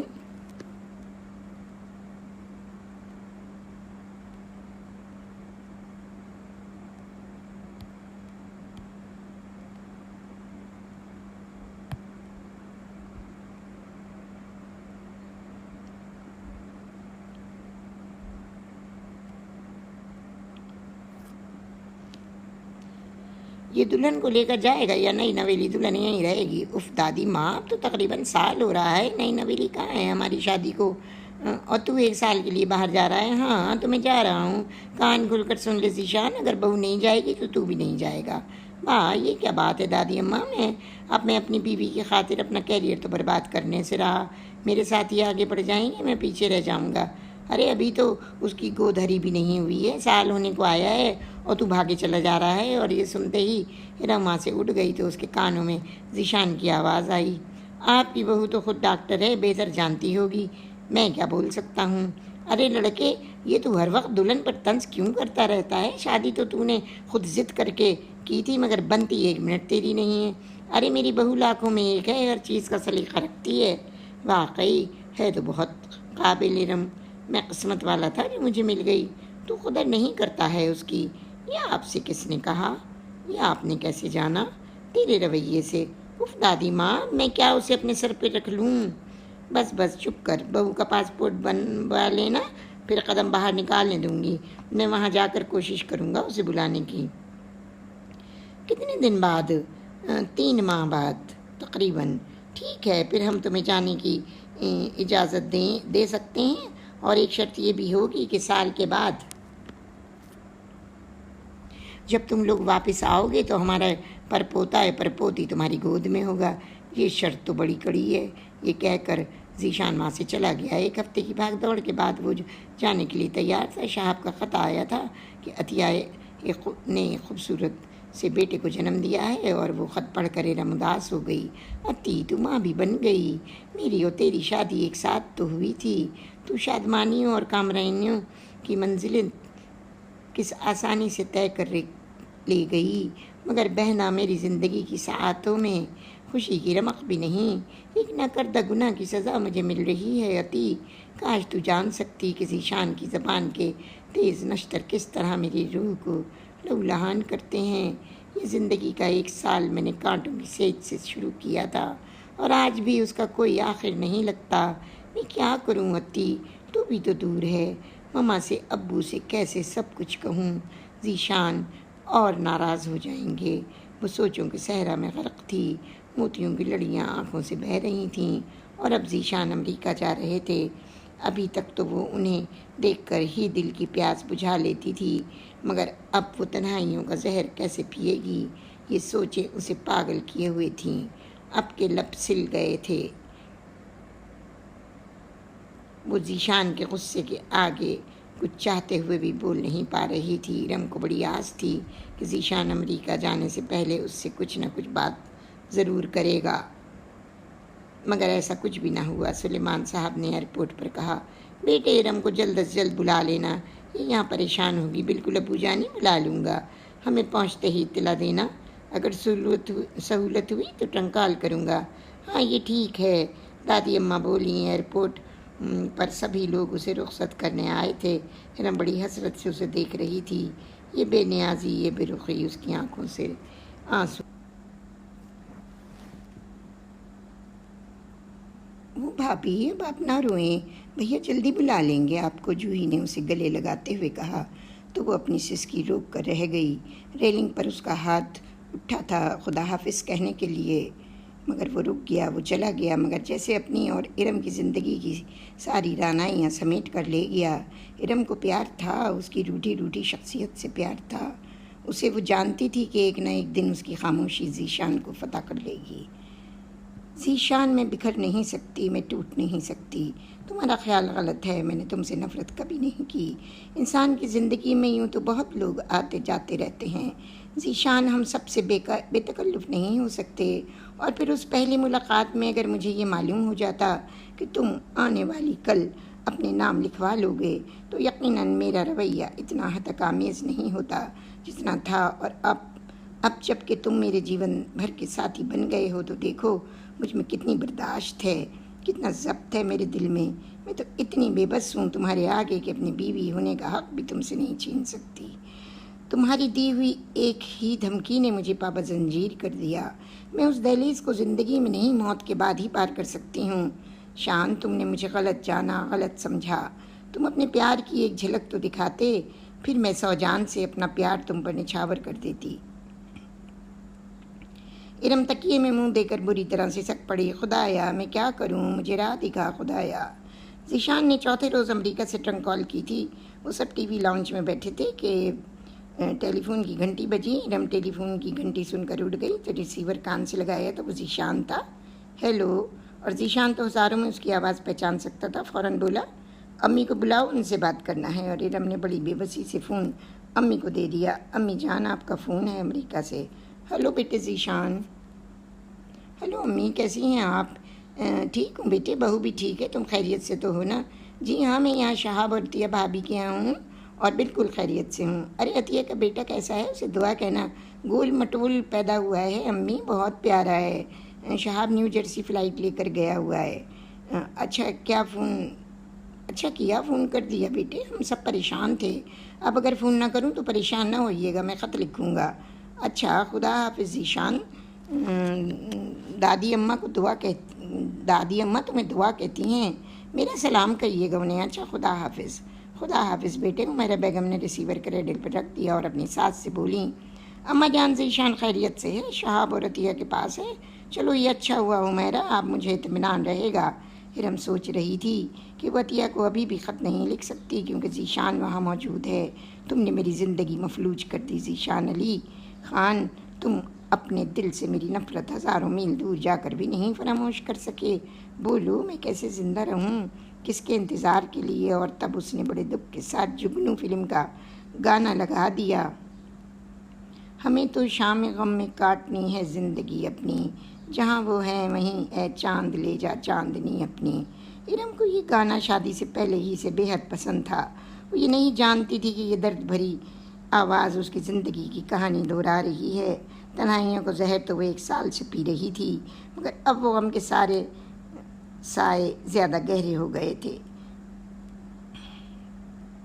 بیٹی کچھ روز کے لیے اپنے ماں باپ کے گھر رہ آؤ، ذیشان نے تو تجھے شادی کے بعد سے وہاں ایک رات کے لیے بھی نہیں چھوڑا ہوں، میرے بیگم نے پیار سے کہا تو ارم نے آہستہ سے کہا، امی میں دن بھر کے لیے چلی جاؤں گی مگر رہوں گی نہیں، کبھی ان کا فون آ گیا تو میں نہیں ملوں گی۔ جیسی تیری مرضی بیٹی، ہمیں تو کوئی اعتراض نہیں ہے۔ اور ارم سوچ رہی تھی، میں وہاں کیسے رہ جاؤں امی، مما کو اگر میرے ان آنسوؤں کا حال معلوم ہو گیا تو پھر کیا ہوگا؟ اگر میری زبان نے لغزش کھائی تو ممتا کی گود میں سر رکھ کر وہ راز نہ افشاں ہو جائے جو میرے سینے کا ناسور ہے، کہیں ایسا نہ ہوا حتیٰ کہ آپ کے بیٹی کی دی ہوئی نفرت کو میں وہاں اگل دوں؟ نہیں، میں وہاں زیادہ نہیں جاؤں گی۔ یہ معاملہ میرا اور ذیشان کا ہے، آپ کے گھر کی عزت کا معاملہ ہے۔ انہی سوچوں کے تانے بانے میں صبح شام گزرتی رہی اور 4 ماہ یوں ہی گزر گئے۔ ارم کے نام تو کیا کسی کے نام بھی کوئی خط نہ آیا، صرف عطیہ کا خط آ جاتا تو ذیشان کی خیریت معلوم ہو جاتی۔ اس کا جواب بھی ارم نہیں دیتی تھی، جوہی دیتی تھی، مگر پھر ایک روز عطیہ کی ٹرنک کال آئی۔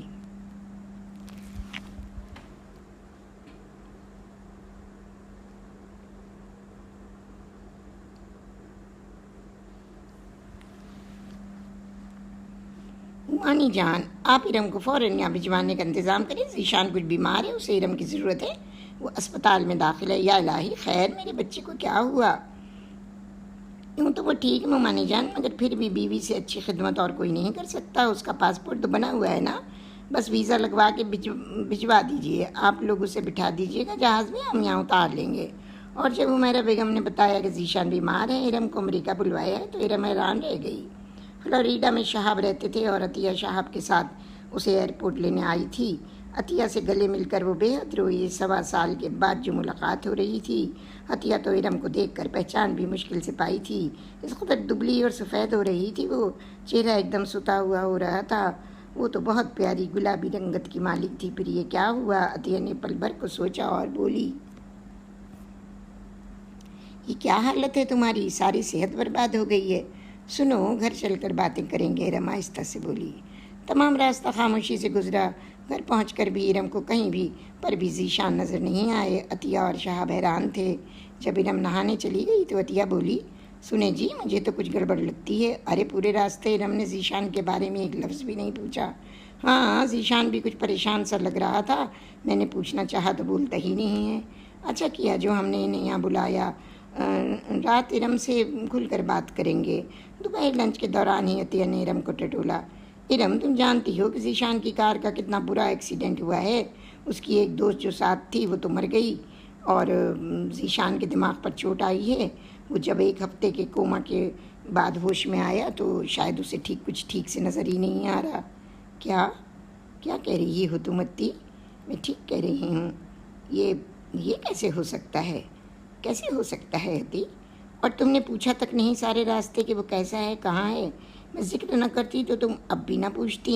اور ارم یہ باتیں سن کر اپنے ہونٹوں کو دانتوں تلے دبا کر رہ گئی، مگر آنسو بہہ نکلے۔ بولو جان، میں اپنی ارم کو ہنستا مسکراتا چھوڑ کر آئی تھی، لیکن یہ غم کی تصویر، وہ مسکراہٹ، وہ خوشی، وہ تیرے چہرے کی گفتگی، شادابی، وہ حسن، وہ سب کیا ہوا؟ بول ارم بول، ورنہ میں پاگل ہو جاؤں گی۔ تو جب مجھ سے روٹھ جاتی تھی اور بولتی نہیں تھی تو میں کتنی پریشان ہوتی تھی۔ وہ تو بڑا ہنسمکھ ہے، تجھے کیا غم ہے گڑیا؟ اور ارم بری طرح ہاتھوں میں منہ چھپا کر رو پڑی۔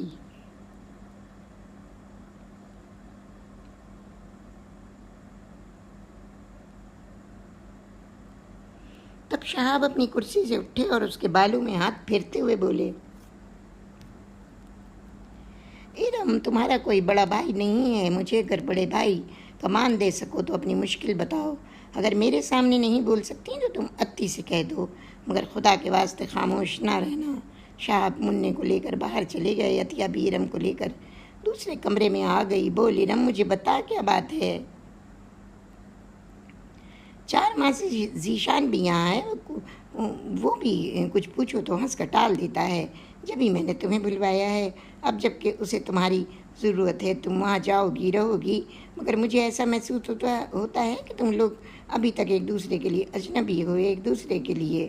اور ارم آہستہ سے آنسو پوچھتے ہوئے بولی، اتی تو نے ٹھیک کہا تھا کہ زندگی کی راہیں بہت کٹھن ہیں۔ میں نے شادی کے 1.25 سال کانٹوں کی سیج پر گزارے ہیں، مگر اب باقی ہی کیا ہے؟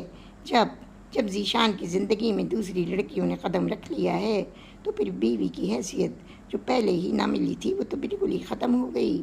ایسی صورت میں ان کی زندگی کی ساتھی کیسے رہ سکتی ہوں؟ کیا بک رہی ہو تم؟ حقیقت پر سے پردہ اٹھا رہی ہوں تی، میں نے پل پل آنسوؤں کے موتی پروئے ہیں، تم سچ کہتی ہو۔ ہم ایک دوسرے کے لیے اب بھی اجنبی ہیں، میں چاہتے ہوئے بھی ذیشان سے نفرت نہیں کر سکتی اور وہ مجھ سے محبت نہ کر سکے۔ ہمارے درمیان آج تک براہ راست کوئی کلام گوئی نہیں ہوئی ہے، اور یہ سزا مجھے اس لیے ملی کہ میں نے ذیشان کی اس ریل گاڑی میں بے عزتی کی تھی جس کی ہم لوگ پل کے ہم سفر تھے. وہ میری طالب علمی کے دور کی سزا میری عملی زندگی میں دی جا رہی ہے. اوہ واٹ نان سینس. اس سفر میں تو آپ بھی شامل تھے. ہاں وہ شامل تھے، مگر برا بھلا تو میں نے ذیشان کو زیادہ کہا تھا، تم نے نہیں. اس لیے تو میں خطاوار ہوں، تم نہیں. وہ نو ارم، ہم یہ سب کچھ نہیں ہونے دیں گے.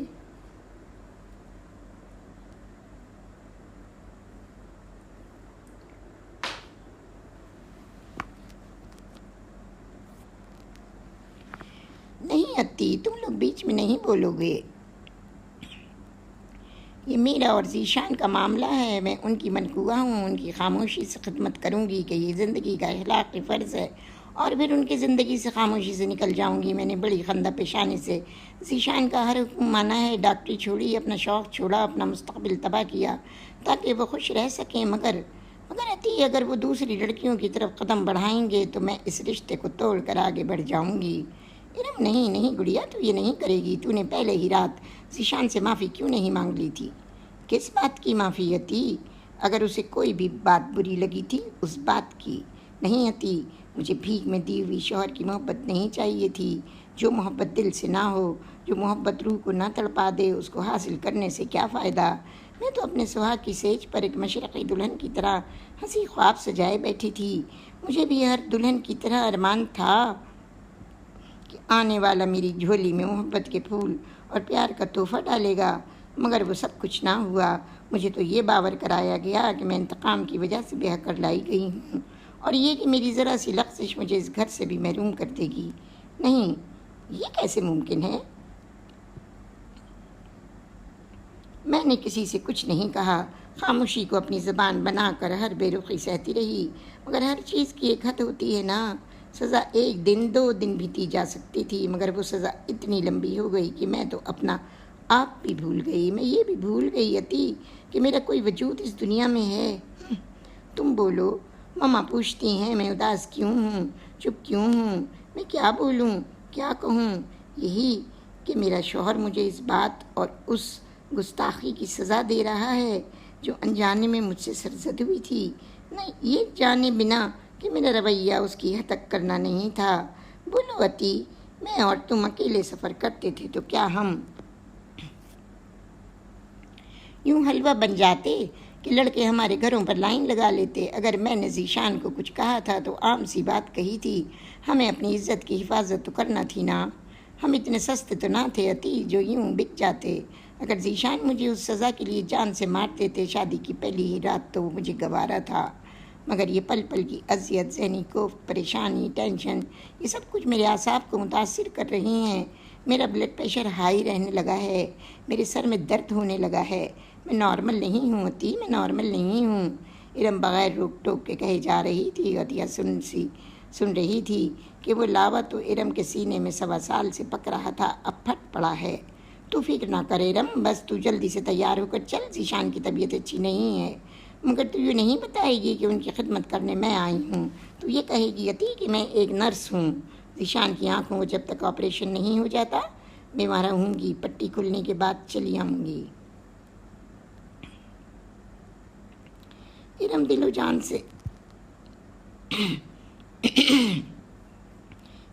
و جان سے ذیشان کی خدمت میں لگ گئی. اس سے زیادہ بات نہیں کرتی تھی، بس ہاں نہ کہتی رہتی تھی. ذیشان کے ہاتھ میں بھی فریکچر تھا. وہ پٹی 6 ہفتے کے بعد کھل گئی. اب آنکھوں کا آپریشن ہونا تھا. شہاب اس رات ذیشان کے پاس رہ گیا تھا اور ارم گھر کپڑے بدلنے آئی تھی. وہ اس روز عشاء کی نماز پڑھتے میں بے حد روئی. خدایا ذیشان کو اچھا کر دے، ان کی آنکھوں کے نور کو واپس کر دے. خدایا میں نے ان کا کبھی برا نہیں چاہا، تو جانتا ہے پروردگار میں بے قصور ہوں. مجھے اتنی بڑی سزا اور نہ دے کہ ذیشان ساری عمر کسی کی محتاج ہو کر رہ جائیں. وہ مجھ سے نفرت کرتے ہیں مگر میں تو ان سے پیار کرتی ہوں. میں ان کی زندگی سے نکل جاؤں گی، مگر پھر بھی تو انہیں اچھا کر دے. وہاں دادی ماں ہیں، امی ہیں، ابو ہیں، پاپا مما ہیں. سب کی آس ذیشان ہے. خدایا تو میرے سہاگ کو بچا لے، میری زندگی برباد ہونے سے بچا لے. ذیشان کے دل میں محبت ڈال دے. میرا کوئی گناہ انجانے میں سرزد ہو گیا ہو تو میں تجھ سے مجھے معاف کر دے. معاف کرتے تم حوصلہ رکھو. شہاب کی آئی سرجن سے بات ہوئی ہے، گرنے کی وجہ سے آنکھ میں کچھ خرابی ہے، وہ ٹھیک ہو جائے گی. آپریشن کے بعد میری دعا ہے گڑیا کہ تو اس کے بعد سکھی رہے، آباد رہے. عطیہ نے ارم کو سینے سے لگا لیا اور بولی، ارم تجھے یہ سب باتیں مجھے پہلے لکھنا تھیں.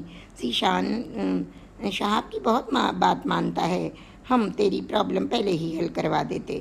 اب ذیشان نے مجھے منع کیا تھا تمہیں خط لکھنے کے لیے، میں تم کو خط نہیں لکھ سکتی تھی، وہ بھاڑ کر پھینک دیتے. ارے تو چاچا چاچی کے پاس جاتی تھی، کسی بھی صورت سے لکھ دیتی تو میں پاکستان آ جاتی. حد ہو گئی، میں ایک بیٹے کی ماں بن گئی اور تو ابھی تک ویسی کی ویسی ہے. ذیشان کا آپریشن کامیاب ہو گیا. جس روز اس کی پٹی کھلنا تھی ارم وہاں سے چلی آئی. ذیشان نے شہاب سے پوچھا تو وہ بولا، بھائی کوئی انڈین نرس تھی، ہندوستان چھٹی پر چلی گئی، مگر اچانک 2 ماہ تک تو وہ میرے ساتھ رہی. ضرورت مند تھی تو ہم نے پرائیویٹ رکھ لی تھی. اچھا اب گھر چلو، تمہاری اسپتال سے چھٹی ہونے والی ہے. ہاں پرسوں چھٹی ہوگی، پھر میں تمہیں اس نرس سے بھی ملواؤں گا، عطی کی بڑی اچھی دوست ہے. ابھی تو تم کہہ رہے تھے کہ وہ ہندوستان چلی گئی. بھئی جانے والی ہے، تمہارے سننے میں غلطی ہو گئی ہوگی. وہ لوگ جب اسپتال سے گھر پہنچے تو لنچ کا وقت تھا. عطی نے بہت اچھے اچھے کھانے پکائے تھے، ڈائننگ ٹیبل سجی تھی. وہ لوگ تو گھر میں گھستے ہی کھانے پر ٹوٹ پڑے اور ارم کو وہاں موجود پا کر تو ذیشان حیران رہ گیا. وہ بھی خاموش رہی. عطیہ اور شہاب نے سب کچھ نوٹ کیا. انہیں ذیشان پر بے حد غصہ آیا. شہاب بولے، یہ تم دونوں میاں بیوی ایک دوسرے سے اتنے بیزار کیوں ہو؟ کیا مجھ سے کچھ کہا شہاب؟ ذیشان بولے، نہیں، دیواروں سے باتیں کر رہا ہوں، پاگل ہو چکا ہوں.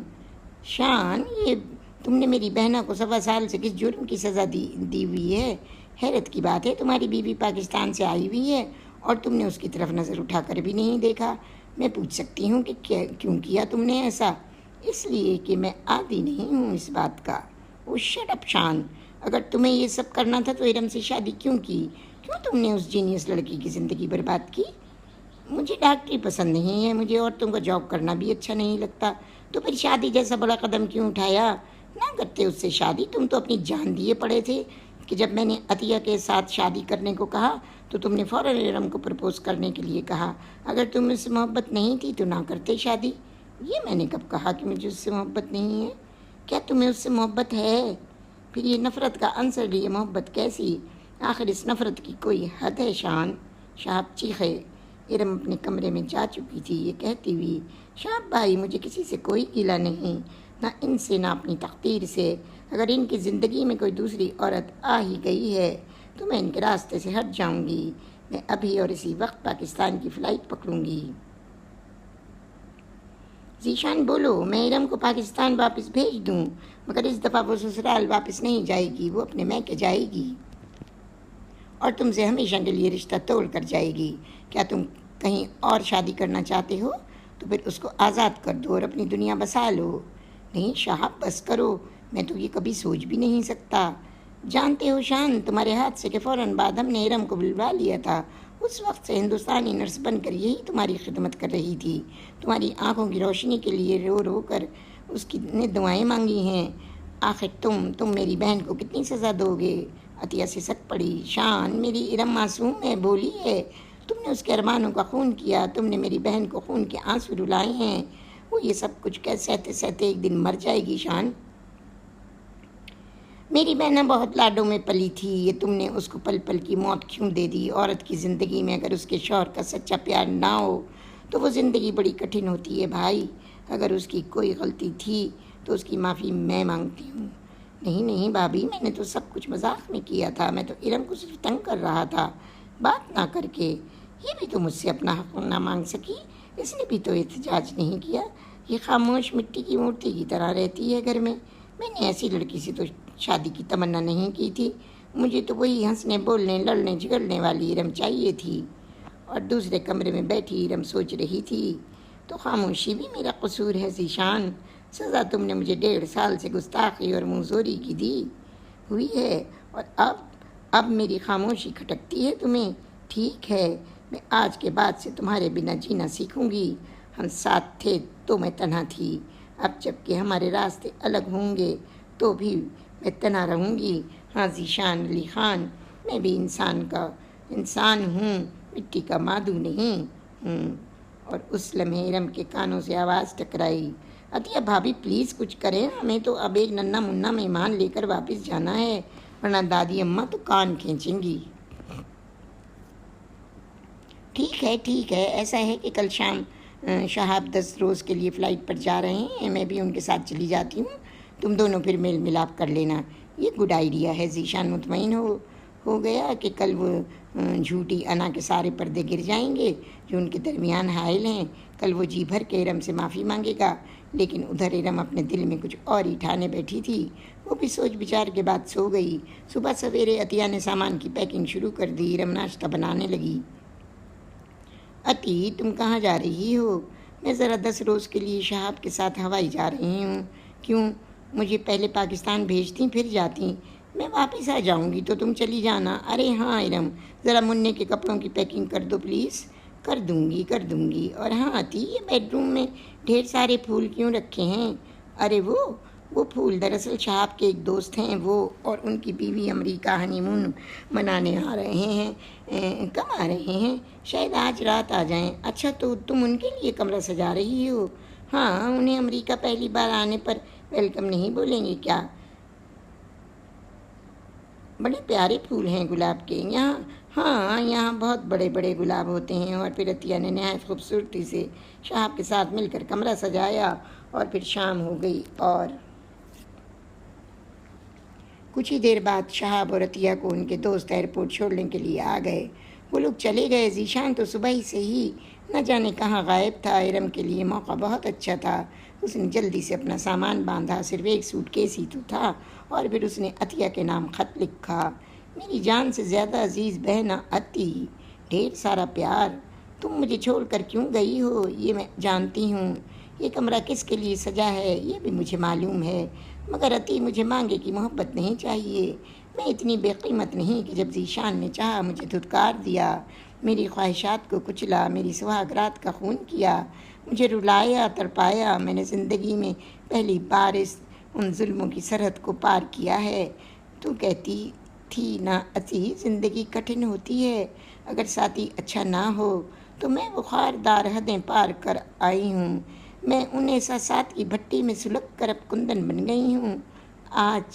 آج ذیشان مجھے بیوی کا رتبہ دینے پر تم لوگوں کے کہنے سے، شرم دلانے سے راضی ہوئے ہیں، اور اس لیے بھی کہ انہیں دادی اماں کی خواہش کی تکمیل کرنا ہے، ایک ننھے منھے مہمان کی آمد کے لیے۔ عطی، مجھے یہ بھیک اپنی جھولی میں نہیں چاہیے۔ میں یہاں سے جا رہی ہوں، ہمیشہ کے لیے۔ مجھے ڈھونڈنے کی کوشش نہ کرنا۔ جیون سے ہاری تمہاری بہنا، تمہاری جانا ارم۔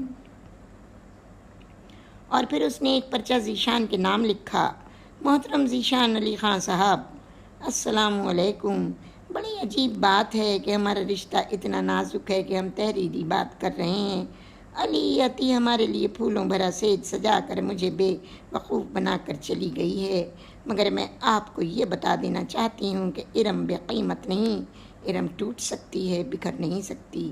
آپ میرے جسم و جان کے مالک تھے، میں تو آپ کا ہر حکم ماننے کی تیاری کر کے بابل کا گھر چھوڑ کر آئی تھی، مگر آپ نے مجھے اس رات سے لے کر اب تک خون کے آنسو رلائے ہیں، اور اب آپ صرف دادی اماں کا مان رکھنا چاہتے ہیں۔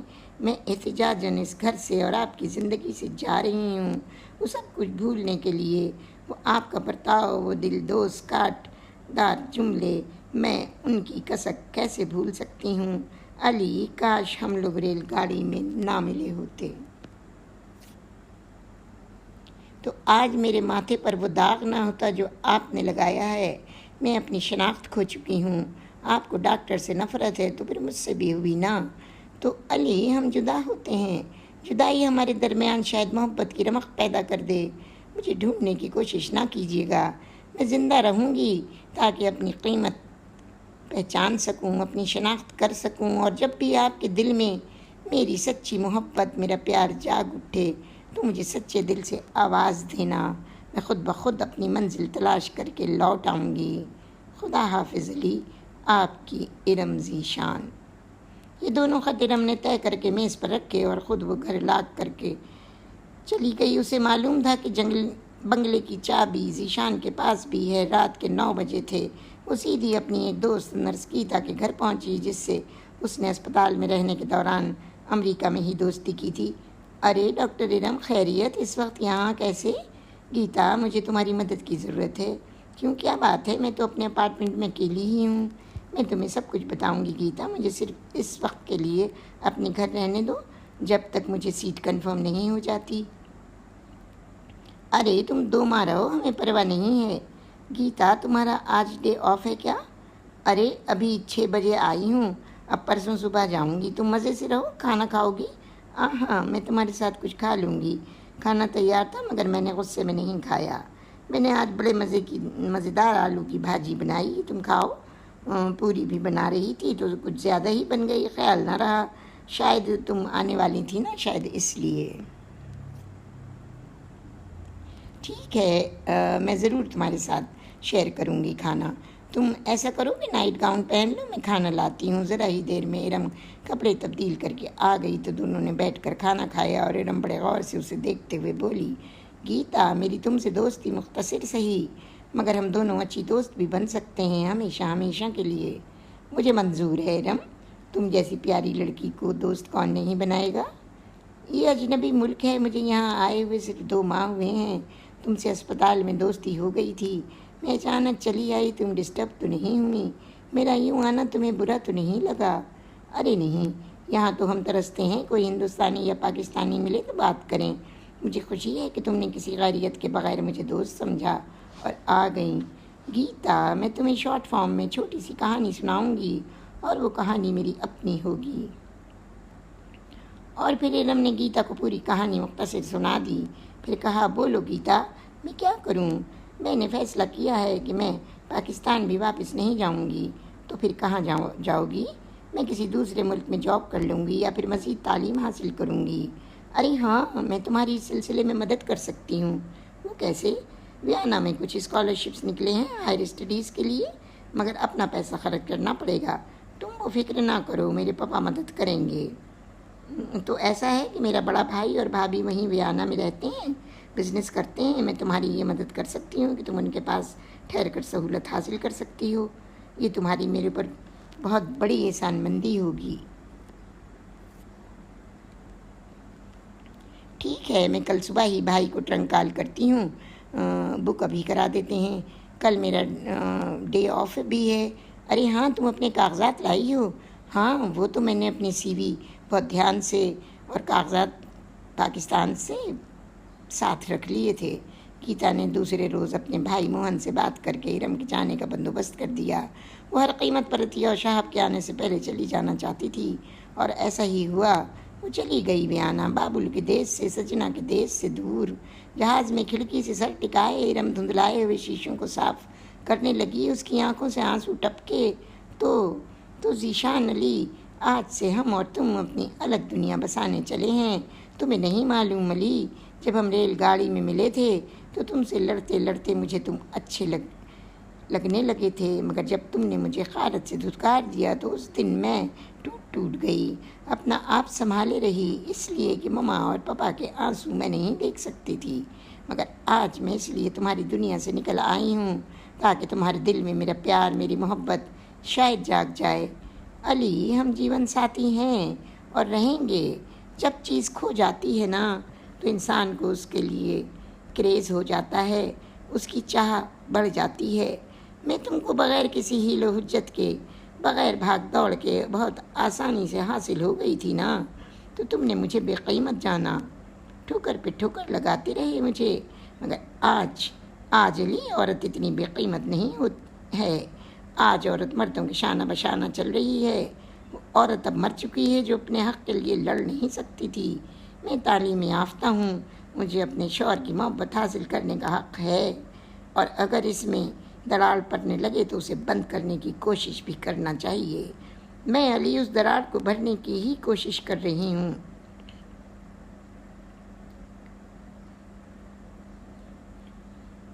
ذیشان بہت مزے میں رات 11 بجے گھر آیا، ڈھیر سارے تحائف لایا تھا، اور وہ اس کے لیے آج وہ ہر عمل کر رہا تھا جس کی گائیڈ اسے عطیہ سے ملی تھی وہ پھولوں سے سجے سجائے کمرے کی طرف گیا، پھر کچن میں گیا، باتھ روم کھول کر دیکھے مگر ارم تو کہیں بھی نہیں نظر نہ آئی۔ ارم کہاں ہو تم؟ وہ بڑبڑایا اور پھر بیڈ روم میں آ گیا۔ 2 کاغذ میز پر رکھے تھے،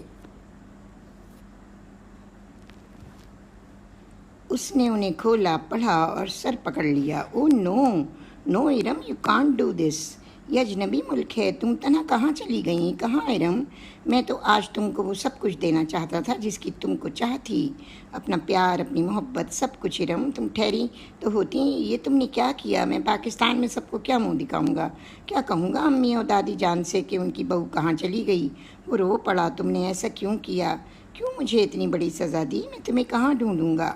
پھر جب 10 روز بعد عطیہ آئی تو اسے اپنے گھر بکھرا بکھرا سا لگا۔ ذیشان گھر پر نہیں تھا۔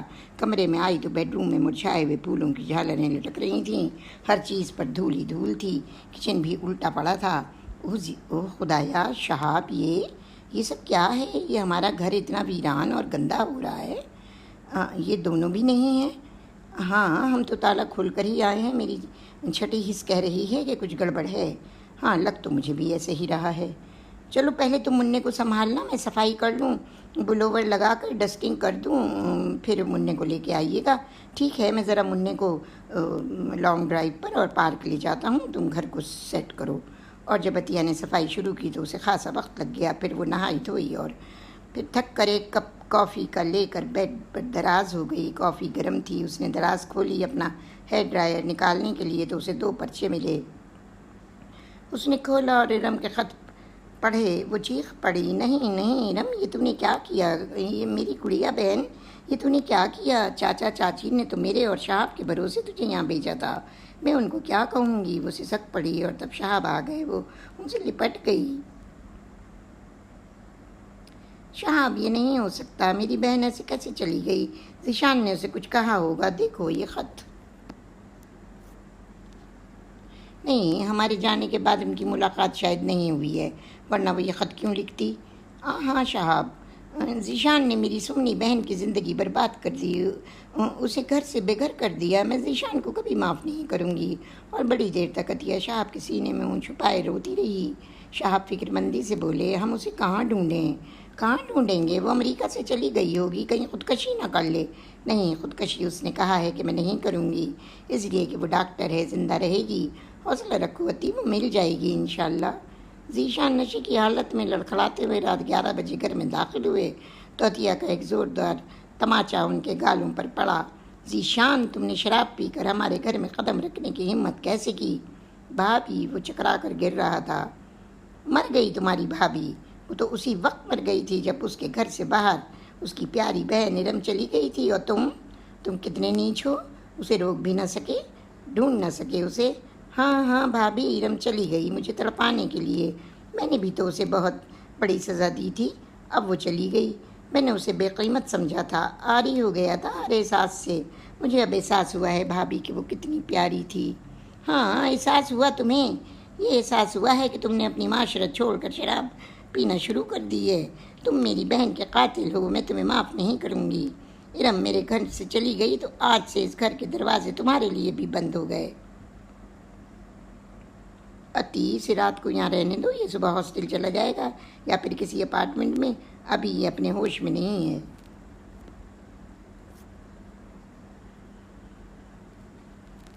اور پھر ارم نے اپنے پاپا کو خط لکھا، پاپا، علی نے مجھ سے اس بے عزتی کا بدلہ لیا، شوہر کا پیار ہر بیوی کا ارمان ہوتا ہے۔ مما، میں نے آپ میں اور پاپا میں بہت پیار دیکھا مما، مگر علی نے مجھے پل پل کے آنسو دیے۔ وہ امریکہ چلے آئے اور یہاں وہ مجھے جلانے کے لیے عورتوں کے ساتھ گھومنے لگے۔ ان کی گاڑی کا ایکسیڈنٹ ہوا تو اس روز بھی ان کے ساتھ ایک عورت تھی جو مر گئی۔ میں نے بنا کچھ کہے سنے علی کی دن اور رات خدمت کی، ان کی بے نور آنکھوں کا آپریشن ہو گیا۔ عطیہ نے اور شہاب بھائی نے ملاپ کرانے کی کوشش کی، مگر پاپا، آپ کی بیٹی اتنی بے قیمت نہیں، اتنی ارزاں نہیں کہ جب چاہو گھر میں سجا لو اور جب چاہو باہر پھینک دو۔ مجھے مانگے کی محبت، مانگے کا اجالا نہیں چاہیے، اس لیے میں یہاں بیانہ اپنی تعلیم مکمل کرنے چلی آئی ہوں۔ امی، گیتا میری دوست ایک نرس ہے، اسپتال میں ملاقات ہوئی تھی علی کی تیمارداری کے دوران، اس نے یہاں اپنے بھائی موہنا بھابھی مینا کے ذریعے میری مدد کی۔ میں علی سے طلاق نہیں لوں گی۔ پاپا آپ میرے سلسلے میں بالکل لا تعلق ظاہر کیجیے گا، علی کو میرا پتہ نہیں دیجیے گا، کسی کو بھی میرا پتہ دینے کی ضرورت نہیں ہے۔ میں دور رہ کر علی کے لیے کریز بننا چاہتی ہوں۔ میں چاہتی ہوں کہ اس کے دل میں اپنی چاہ پیدا کروں۔ پاس رہ کر تو سب کچھ کھو دیا ہے میں نے۔ ہاں میری پیاری مما، اپنی بیٹی کے قصور کو معاف کیجیے گا، اور papa I love you, I love you. And مما دعا کریں مجھے صبر آئے، مجھے سکون ملے۔ میں نے اپنے خط پوسٹ باکس نمبر 328 پر منگوائے ہیں، آپ اسی پتے پر خط لکھیے گا۔ ویسے میرا پتہ اور اسپتال آپ کو معلوم ہی ہو جائے گا۔ خدا حافظ پاپا، خدا حافظ مما، آپ کی بیٹی ارم۔ خط ملتے ہی سلیمان اور نائمہ بیگم کے ہوش اڑ گئے۔ وہ بولے، بیگم ہمارا شک درست نکلا، ہماری پھول سی بچی خوش نہیں تھی، وہ چلی گئی۔ اچھا ہے جی، تعلیم حاصل کر لے گی۔ تمہارا کیا خیال ہے، ہمیں علی کو کچھ کہنا چاہیے؟ فائدہ کچھ نہیں ہے، یہ میاں بیوی کا معاملہ ہے، خود نپٹیں۔ ہم سے کیا مطلب، ہم تو لا علمی ظاہر کر دیں گے، اس کے خط کے بارے میں بھی کسی کو کچھ نہیں بتائیں گے۔ ہاں فی الحال تو نہیں بتائیں گے۔ ذیشان علی بغیر کسی اطلاع کے امریکہ سے کراچی اپنے گھر آ گئے۔ علی، یہ تم اکیلے اونٹ کا سموں اٹھائے چلے آ رہے ہو؟ بہو کہاں ہے؟ دادی اماں نے پوچھا۔ وہ نہیں آئی۔ کیوں نہیں آئی؟ مجھے نہیں معلوم وہ کہاں چلی گئی۔ کیا کہہ رہا ہے لڑکے، تو حواسوں میں تو ہے؟ دادی اماں پاندان آگے سرکا کر اٹھ بیٹھیں۔ جوہی بھی آ گئی، حمیرہ بیگم بھی آ گئی۔ کیا کہہ رہے ہو ذیشان؟ امی میں سچ کہہ رہا ہوں، ارم امریکہ سے چلی گئی۔ چلی گئی؟ مگر کیسے ہو؟ اور تم کیا کرتے رہے؟ سارا قصور میرا ہے امی، میں اس کا خطاوار ہوں، گنہگار ہوں۔ میں نے اس کی حفاظت نہیں کی، میں نے شادی کی پہلی رات سے ہی اسے تنگ کرنا شروع کر دیا تھا، وہ میری غلطی کی وجہ سے چلی گئی۔ اے لڑکی، تو ہوش میں تو ہے؟ کس اطمینان سے کہہ رہا ہے کہ وہ چلی گئی؟ ارے وہ کوئی کھلونا تھی جو ٹوٹ گیا، چلی گئی، وہ تیری بیوی تھی۔ ہاں ہاں، میرا قصور تھا کہ میں نے اسے بے قیمت حقیر سی عورت سمجھ کر ایسا گندا مذاق کیا۔ میں ایک شوہر ہوتے ہوئے اسے اس کا حق نہ دے سکا۔ پھر وہ کب تک میرا ظلم برداشت کرتی، تو وہ چلی گئی۔ ہم اس کے ماں باپ کو کیا منہ دکھائیں گے ذیشان؟ ہم اسے اپنی بہو، اپنی بیٹی بنا کر بابل کے گھر سے لائے تھے، تو نے ہمارا مان توڑ دیا ذیشان۔ ہم نے کس ارمان سے تیری شادی کی تھی؟ وہ کون تھا بیٹے جس نے تجھے یہ ظلم کرنے پر مجبور کیا تھا؟ ذیشان، تو نے ہمیں برباد کر دیا، تو نے اسے ڈھونڈا بھی نہیں۔ اگر اس نے خودکشی کر لی تو؟ نہیں، وہ خودکشی نہیں کرے گی، وہ بڑی سمجھدار ہے، عقل مند ہے۔ میرا دل کہتا ہے مما کہ وہ ضرور آئے گی، وہ مجھے معاف کر دے گی۔ اس نے میری دل کھول کر خدمت کی جب تک میری ایکسیڈنٹ کے بعد نظر مجھے نہیں آنے لگا۔ عطیہ اور شہاب نے میری مدد کرنا چاہی تو اسی رات وہ چلی گئی، مجھے اور عطیہ کو خط لکھ کر۔ اتنا بڑا امریکہ ہے، اب کون جانے وہ کہاں گئی ہے۔ دیکھو کس ڈٹائی سے کہہ رہا ہے کہ دلہن کے بیوی کو کہاں ڈھونڈے۔ ارے میں تو پوتے کو کھلانے کا ارمان لیے بیٹھی تھی، تو نے یہ خبر سنا دی کہ بہو چلی گئی۔ دادی اماں ماتھے پر ہاتھ مار مار کر بیان کر رہی تھیں۔ ارے ہم دنیا والوں کو کیا منہ دکھائیں گے؟ لوگ پوچھیں گے کہ بہو کہاں ہے تو کیا جواب دیں گے؟ حمیرہ بیگم بولیں، کہہ دیجیے گا کہ وہ اعلیٰ تعلیم کے لیے گئی ہے۔ مگر بھائی کوئی حد تو ہوتی ہے تعلیم کی، کون جانے وہ کب آئے گی۔ فی الحال 2 سال کے لیے تو ٹالیں امی، اس عرصے میں کوشش کروں گا اسے ڈھونڈنے کی۔ بھیا، یہ آپ ہماری چاند سی بھابھی کو کہاں چھوڑا ہے؟ ہم اپنی بھابھی آپ سے واپس لیں گے۔ ہاں، ہمیں ہماری سویٹ سی بھابھی لا کر دیں۔ جوہی رو پڑی۔ ہاں، وہ ہم سب کے ساتھ اچھی تھی، تیرے ساتھ بھی اچھی تھی۔ مجھے محسوس تو تھا کہ تم دونوں کے درمیان کچھ ضرور ہے، مگر ارم نے کبھی نہیں کہا کہ تو اس سے بات بھی نہیں کرتا ہے۔ امی میری غلطی ہے، میں نادم ہوں۔ انا کا مسئلہ بنا لیا تھا میں نے کہ میں عورت ذات پر بیجا حکمرانی کر سکتا ہوں۔ یہ مساوات کا زمانہ ہے بھیا، بھابھی نے تو تمہیں 1.5 سال جھیلا۔ میرا شوہر اگر 2 روز مجھ سے ایسا برتاؤ کرتا تو میں اسے اسی دن چھوڑ چھاڑ کے گھر آ جاتی واپس۔ سلیمان اور نائمہ سے جب وہ ملا تو وہ شرمندہ سا تھا۔ تم نے ہم پر، ہماری بیٹی پر ظلم کیا ہے ذیشان۔ آج کے بعد سے تم ہمارے گھر میں قدم بھی نہیں رکھنا۔ اس وقت تک جب تک ہماری کھوئی ہوئی بیٹی واپس لا کر نہ دے دو، اور اس وقت تک اس دہلیز پر قدم نہ رکھنا جب تک ارم تم کو معاف نہ کر دے۔ جاؤ ذیشان، یہاں سے چلے جاؤ، اس سے پہلے کہ ہم تمہارے ساتھ دشمنوں کا سا برتاؤ کریں۔ اور ذیشان آج چور سا بنا دبے پاؤں سسرال کی دہلیز سے واپس پلٹ پڑا اور اپنا سر پکڑ کر بیٹھ گیا۔ میں تمہیں کہاں ڈھونڈوں ارم، تم نے یہ کیا کر دیا؟ مجھے 2 سال میں ہر قیمت پر چاہیے، ورنہ لوگوں کے منہ کھل جائیں گے۔ خدایا مجھے معافی دے اور ارم جہاں بھی ہو اس کی حفاظت کرنا۔ ہسپتال میں ارم اپنی اسٹڈیز جاری رکھے تھی۔ اسے مختلف کیسز پر تھیسس تیار کرنا تھی، آپریشن اٹینڈ کرنا تھے، 500 مریضوں کی کیس ہسٹری تیار کرنا تھی اور کچھ سلائڈز تیار کرنا تھیں۔ وہ دن اور رات کام میں لگی رہتی۔ وہاں پاکستان سے آئی ہوئی 2 اور لیڈی ڈاکٹرز تھیں اور 3 مرد ڈاکٹر تھے، ہنا اور بینا، شکیب، جمال اور سائم۔ ان لوگوں کی گروپ اسٹڈی رہتی تھی۔ ارم تو ہمیشہ سے ہی پڑھائی میں تیز تھی اور ایک ڈاکٹر جمال بے حد ذہین تھے۔ شکیب زیادہ تر ہنا کے ساتھ اور سائم بینا کے ساتھ رہتے۔ اب بچا جمال تو ارم اس کو زیادہ لفٹ نہ کراتی تھی۔ اس روز بھی کیسز اسٹڈی میں وہ بے حد تھک گئی تھی۔ جمال نے ارم سے کہا، ڈاکٹر ارم چلیں کیفے میں کافی پی کر آتے ہیں۔ نو سوری ڈاکٹر جمال، مجھے ہر قیمت پر اپنے نوٹس تیار کرنا ہے، میں ابھی نہیں جا سکتی۔ ارم ابھی 1.5 سال پڑا ہے تھیسس دینے میں، 6 ماہ گزر گئے ہیں ڈاکٹر۔ اگر یہی سوچتے رہیں گے تو 2 سال بھی گزر جائیں گے۔ اچھا ٹھیک ہے، میں کافی پی کر آتا ہوں، بہتر ہے آپ جائیں۔ پروفیسر ایڈلی ڈاکٹر ارم کے کام سے خاصے متاثر تھے۔ You are good at your work doctor Iram. Thank you sir. You take interest in case study? Yes sir, without this we can't specialise. Good girl, please keep it up. Yes sir, I will. Iram ایک رات بستر پر لیٹی تو اسے بے طرح عطیہ کی یاد آئی۔ اس نے عطیہ کو خط لکھا، پیاری عطی پیار، میں نے جو کیا اس پر مجھے افسوس ہے، مگر پھر جب میں بھرے گھر میں تنہا تھی تو کیا کرتی؟ اپنی بے قیمتی پر میں حوصلہ ہار جاتی کیا؟ میں بزدل نہ تھی، مگر عطی میرا سرمایہ، میری تعلیم تھی۔ میں اس کا سہارا لے کر تمہارے گھر سے چلی آئی۔ پتہ نہیں لکھوں گی، جس ملک کی مہر اس خط پر ہے میں وہاں نہیں ہوں۔ یہ خط تو میں کسی سے پوسٹ کروا رہی ہوں، مگر میں لندن میں نہیں ہوں۔ امید ہے شاپ بھائی منا اچھے ہوں گے۔ میں گاہے گاہے تمہیں خط لکھ دیا کروں گی۔ خدا حافظ، تمہاری بہن ارم۔ شاپ دیکھو، یہ کہیں سے ارم کی چٹھی آئی ہے، مگر اس نے کوئی پتہ نہیں لکھا۔ مور تو ہیتھرو ایئرپورٹ کی ہے۔ خدا کا شکر کرو کہ اس کی خیریت تو ملی، ہم تو کہیں منہ دکھانے کے لائق بھی نہیں رہے۔ ہاں، چاچا جانی اور چچی جانی تو بہت اداس ہو گئے ہیں، اور ذیشان بھی اب پہلے جیسے نہیں ہیں۔ ذیشان کو جو ٹھوکر ارم نے ماری ہے، اس نے اس انسان کو ہلا کر رکھ دیا ہے۔ وہ اب کھلنڈرا نہیں، ایک ذمہ دار مرد بن گیا ہے۔ ہاں، شاید چاچا جانی سے اس نے بہت معافی مانگی تھی، التجا کی تھی کہ انہیں اگر ارم کا پتہ معلوم ہو تو بتا دیں، مگر انہوں نے صاف منع کر دیا کہ انہیں کچھ خبر نہیں۔ ٹھیک تو ہے، اسے ارم کی ضرورت بھی کیا تھی؟ کس نے دکھ دیے ہیں اس نے میری بہن کو؟ بیچاری چندہ سی میری بہن۔ وہ بہت تھکی اور اداس لگ رہی تھی۔ اسے آج شدت سے ذیشان یاد آ رہے تھے۔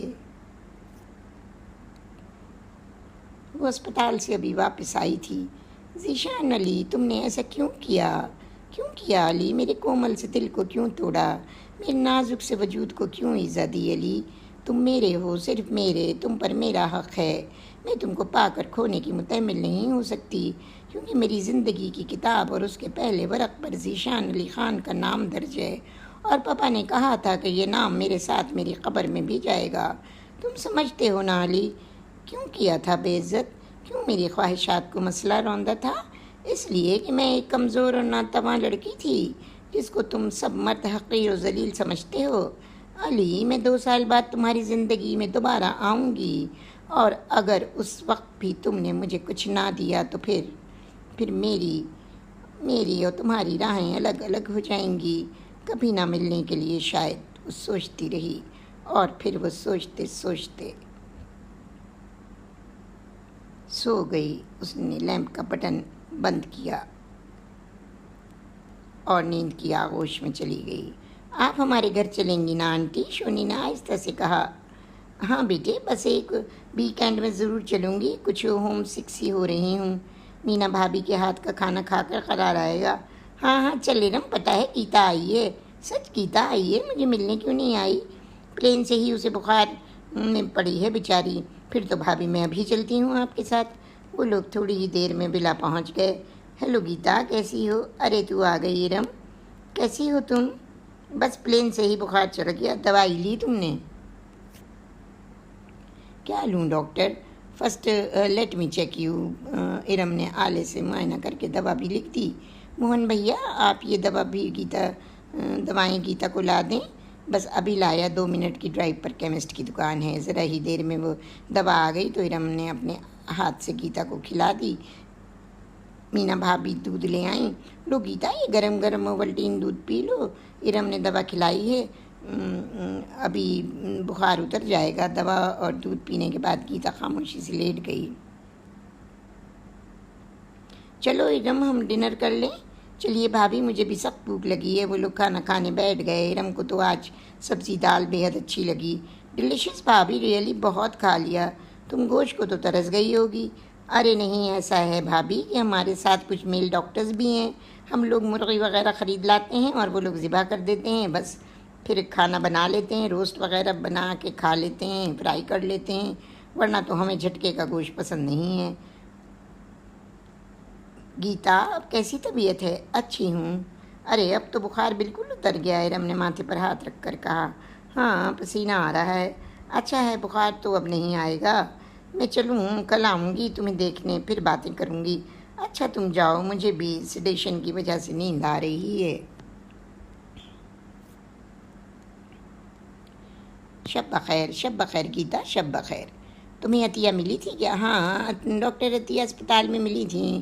کچھ میرا ذکر آیا تھا، میں نے خود پوچھا تھا تمہارے بارے میں، تو کہنے لگی کہ وہ تو پاکستان واپس چلی گئی، اور میں خاموش ہو گئی۔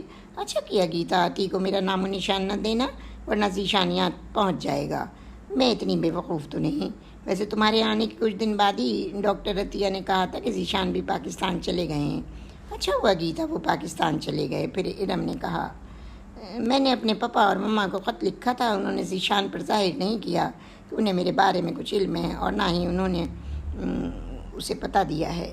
ٹھیک ہے، تمہارا بنیادی مقصد اعلیٰ ڈگری لینا ہے تو تم کو کچھ دن خاموش بیٹھنا پڑے گا۔ بس گیتا، ساری سوئیاں نکل گئی ہیں، صرف 2 ماہ میرے امتحانات میں رہ گئے ہیں۔ تمہاری تھیسس مکمل ہو گئی؟ ہاں، میں نے جمع بھی کر دی ہے۔ میرے پروفیسر ایڈلی مجھ سے بے حد خوش ہیں۔ ارم نے آہستہ سے کہا۔ ارم ڈاکٹرز ڈیوٹی روم میں بیٹھی کوئی فائل دیکھ رہی تھی، مریضوں کی جونیئر ڈاکٹرز کو کسی کیس کے بارے میں سمجھا رہی تھی۔ وہ لوگ چلے گئے تو جمال آ گئے۔ Hello doctor Iram, hello doctor Jamal, کیسے ہیں آپ؟ اچھا ہوں۔ آپ نے تھیسس دے دی؟ ہاں، سب کچھ دے دیا، اب امتحان کا انتظار ہے۔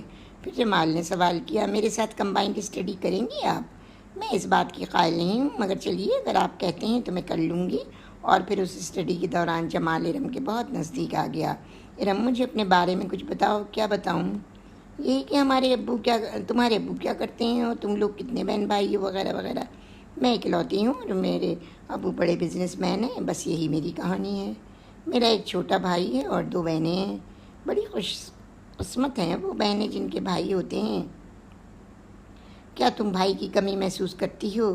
ہاں ڈاکٹر جمال، انسان کی زندگی میں بہت سی باتیں ایسی ہوتی ہیں جن کا پردہ ماں باپ سے کیا جاتا ہے، مگر بچپن میں ساتھ پلے بڑے بہن بھائی ایک دوسرے کے رازدار ہوتے ہیں۔ میں اس نعمت سے محروم ہوں تو احساس شدت سے ہوتا ہے۔ ارم، ایک بات کہنا چاہتا ہوں، کیا میں اپنی ممی کو تمہارے گھر بھیجنا چاہتا ہوں؟ ڈاکٹر جمال، میں اس وقت جا رہی ہوں، مجھے میس میں کام ہے، خدا حافظ۔ ارم بات ٹال کر چلی گئی اور جمال یہ سمجھا کہ وہ شرما کر چلی گئی ہے۔ ارم، تم اتنی پیاری لڑکی ہو کہ کوئی بھی تمہارا ہاتھ جیون بھر کے لیے تھام سکتا ہے، اس نے عالم تصور میں اس سے کہا۔ کیا ہو رہا ہے ڈاکٹر جمال؟ کس پریوش کے خیال میں غرق ہیں؟ ڈیوٹی روم میں ہنا، شکیب، بینا اور سائم داخل ہو چکے تھے اور ہنا اسے چھیڑ رہی تھی۔ ارے کچھ نہیں بھائی، کچھ تو ہے جس کی پردہ داری ہے۔ اچھا چھوڑو بھائی، یہ بتاؤ تم لوگ کب انوائٹ کر رہے ہو اپنی اپنی شادیوں پر؟ کیا مطلب ہے جی؟ بینا بولی۔ یہی، یہ تم لوگوں نے آپس میں رشتے طے کر لیے ہیں، شادی خود کر لو گے یا ماں باپ کو کروائیں گے؟ یار اب ہم اتنے بھی ماڈرن نہیں ہیں، گھر والوں کی مرضی کے بغیر تو کچھ بھی نہیں کر سکتے۔ شکیب گوا ہوا اور پھر سائم نے ہنستے ہوئے کہا، تم کب جینیس کو اپنا رہے ہو؟ یار معلوم نہیں، ہماری تو کوئی بات آگے بڑھی ہی نہیں ہے۔ اس کے معنی ہے معاملہ گمبھیر ہے۔ ہاں، وہ اتنی ریزرو سی ہے کہ ہمت ہی نہیں پڑتی کچھ پوچھنے کی۔ تم نے تو لڑکیوں کو بھی مات کر دیا ہے۔ خیر اب ایسی بھی کوئی بات نہیں ہے۔ کہیے تو ڈاکٹر جمال، ہم کچھ مدد کریں آپ کی؟ بینا نے سنجیدگی سے کہا تو ڈاکٹر جمال نے جواب دیا، نہیں ڈاکٹر بینا، میں اپنے مسائل خود طے کرنے کا عادی ہوں، کسی کی مداخلت پسند نہیں کرتا۔ جیسی آپ کی مرضی، ہم لوگ تو چلے اب۔ وہ چاروں چلے گئے اور ڈاکٹر جمال آپ ہی آپ بولے، ارم تمہیں پانا میری سب سے بڑی خواہش ہے، مگر نہ جانے کیوں من میں ایک کسک سی ہے کہ تم شاید نہ ملو مجھے۔ میں کیا پتا تمہاری کہیں اور منگنی ہو گئی ہو۔ اور ذیشان پریشانی سے بولا اپنی سسرال میں جا کر، پاپا مجھے خدا کے واسطے ارم کا پتہ بتا دیں، میں بےحد پریشان ہوں۔ لوگوں سے کہا ہے کہ وہ 2 سال کے لیے اعلیٰ تعلیم کے لیے باہر گئی ہے، وہ 2 سال بھی پورے ہو رہے ہیں، ہم تو کہیں منہ دکھانے کے قابل بھی نہیں رہے ہیں۔ بیٹا اگر انسان کو اپنی غلطی کا احساس ہو جائے تو یہی اس کی کامیابی کی دلیل ہے۔ یہ میرا تم سے وعدہ ہے کہ ارم تمہیں 2 سال کے بعد مل جائے گی، چاہے اس کے لیے مجھے کچھ بھی کرنا پڑے۔ پاپا مجھے بتا دیں اس کا، میں اسے لینے چلا جاؤں گا۔ نہیں ذیشان، اس نے سختی سے منع کیا ہے، میں اپنی بچی کی قسم کے آگے مجبور ہوں، کیونکہ اس نے مجھے تمہاری قسم دی ہے۔ گیتا واپس امریکہ جا چکی تھی، ارم نے امتحان پاس کر لیا تھا، وہ ٹاپ کر گئی تھی اور اب اس کا دل چاہ رہا تھا کہ وہ اڑ کر کراچی پہنچ جائے، مگر کس کے لیے؟ اس رات وہ اپنے کمرے میں بہت روئی، پھر اس نے ذیشان علی خان کی شادی والی تصویر نکالی، وہ اسے سینے پر رکھ کر بولی، ذیشان تم نے مجھے کتنا رلایا ہے، مگر کب تک؟ یہ سب کب تک ہوگا؟ بولو علی، میری پڑھائی بھی ختم ہو گئی، تم مجھے بہت یاد آتے ہو، بہت یاد آتے ہو علی، زندگی کتنی اداس ہے۔ کاش علی ہم لوگ عطیہ اور شہاب کی طرح خوش رہتے تو آج ہمارے بھی گھر ایک ننھا منھا بیٹا یا بیٹی ہوتی۔ علی میں بہت تنہا ہوں، مجھے اپنا لو، مجھے بچا لو علی، میں اندر سے بری طرح ٹوٹ چکی ہوں۔ وہ سسک پڑی اور ڈھیر سارے آنسو علی کی فوٹو پر بکھر گئے۔ وہ دھیرے دھیرے دوسری صبح اپنے سامان کی پیکنگ کر رہی تھی اور اسی روز دوپہر کو وہ اسپتال گئی تو جمال مل گئے۔ ہیلو ارم۔ ہیلو ڈاکٹر جمال، کب جا رہی ہو پاکستان؟ میں بس 1-2 روز میں چلی جاؤں گی، صرف سیٹ کنفرم کرانا ہے۔ میں کروا دوں سیٹ کنفرم، کیونکہ میں 1-2 روز میں جانے والا ہوں، ساتھ چلتے ہیں؟ نہیں ڈاکٹر، میرا کام موہن بھائی اور بھابھی مینا بھابھی نے کر دیا ہے، آپ کے پوچھنے کا بہت شکریہ۔ ڈاکٹر ارم میں آپ سے چند بے حد ضروری باتیں کرنا چاہتا ہوں، آئیے کیفے چلیں؟ نہیں ڈاکٹر جمال، کیفے میں نہیں، وہاں بہت سے لوگ ہوتے ہیں، کہیں ڈرائیو پر چلیں؟ ہاں چل سکتے ہیں۔ اور تھوڑی ہی دیر بعد وہ لوگ ایک پارک میں چلے گئے۔ ارم بولی، کہیے کیا بات ہے ڈاکٹر جمال؟ ڈاکٹر ارم ہم لوگ پاکستان واپس جا رہے ہیں اور میں بڑی مشکل سے شادی سے جان چھڑا کر آیا تھا، اب امی ابو کا خط آیا ہے، وہ لوگ میری شادی کرنا چاہتے ہیں، تو آپ کر لیں شادی، اس لیے تو میں آپ کی رائے لینا چاہتا ہوں۔ میری رائے؟ ہاں ڈاکٹر ارم، میں آپ کو پرپوز کرنا چاہتا ہوں۔ اور ارم کو یہ سن کر ایک جھٹکا سا لگا، وہ خاموش سی ہو گئی۔ ڈاکٹر جمال پھر بولے، ڈاکٹر ارم پلیز مجھے کچھ جواب دیں، خاموشی سے تو تشنگی بڑھتی ہے۔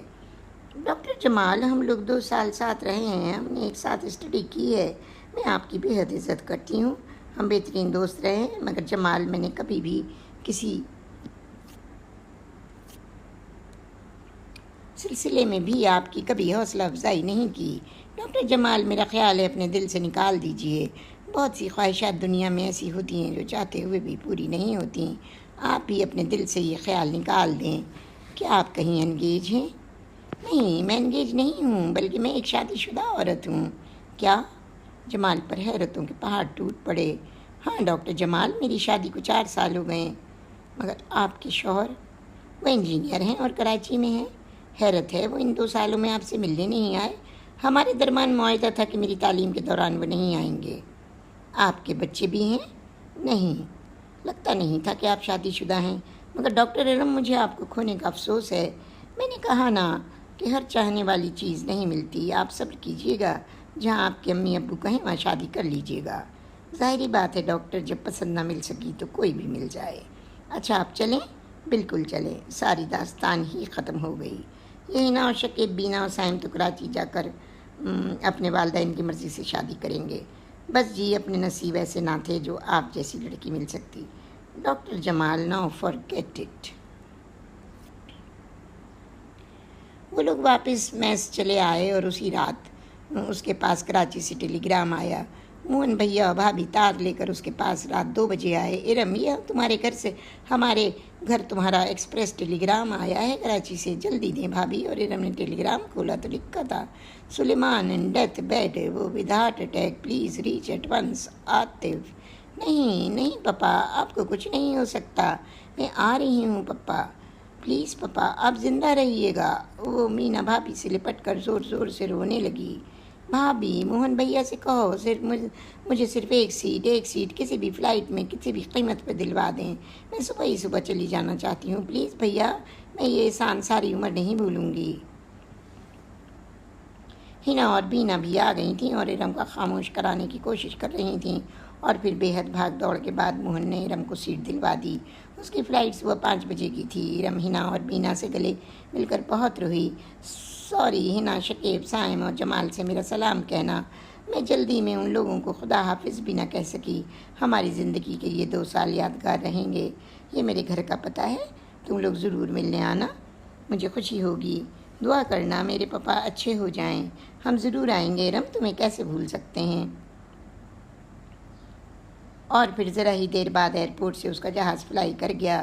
وہ پشت سے سر ٹیکے آنکھیں بند کیے بیٹھی تھی۔ ایئر ہوسٹس آ گئی۔ Are you ill madam? You are crying? No, I am all right, my father is serious with heart attack, that's why I am crying, God knows what happens, may God bless him, dear, we will pray for him۔ وہ چلی گئی اور پھر ارم تو جیسے سو گئی۔ Karachi airport پر اسے کوئی بھی لینے نہیں آیا تھا۔ کون آتا بھلا، کیسے آتا؟ وہ کسی کو اطلاع بھی تو نہ دے پائی تھی۔ وہ اداس لاؤنج سے باہر آئی تو سامنے ہی عاطف کھڑا تھا۔ آپ بھی ادھر ہو؟ عاطف بھیا کیسے ہو تم کیسی ہو آپی؟ عاطف ایک دم اس سے لپٹ کر رو پڑا۔ میں اچھی ہوں، اپنی اداس زندگی کا بوجھ اٹھائے واپس آ گئی ہوں۔ پاپا کیسے ہیں؟ خدا کا شکر ہے، پہلے سے بہت بہتر ہیں۔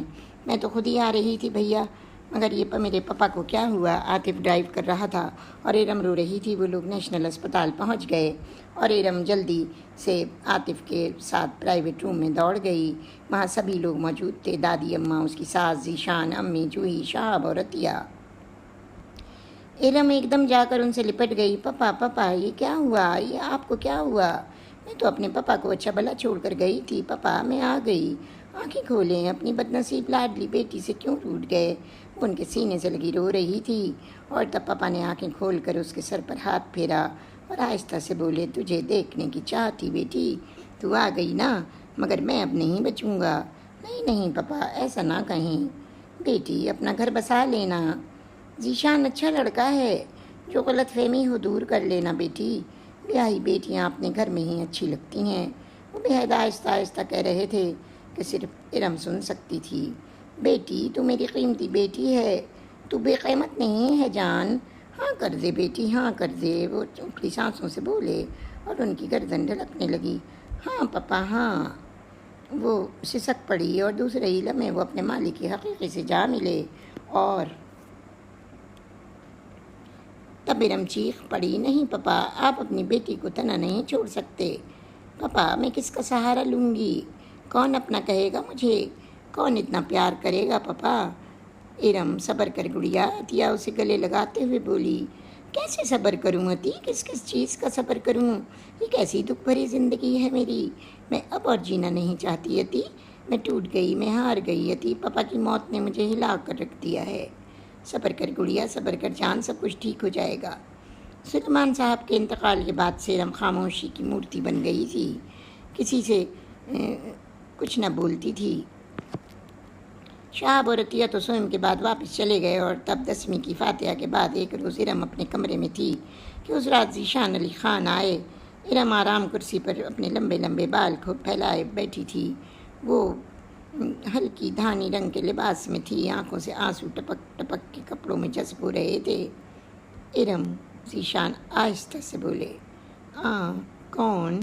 اس نے آہستہ سے آنکھیں کھولیں تو ذیشان نے دیکھا اس کی خوبصورت غزالی آنکھیں سرخ تھیں، وہ سوج رہی تھیں۔ ذیشان نے ارم کی کرسی کے پیچھے کھڑے اس کے کاندھوں پر ہاتھ رکھ کر کہا، آئی لو یو ارم۔ جی؟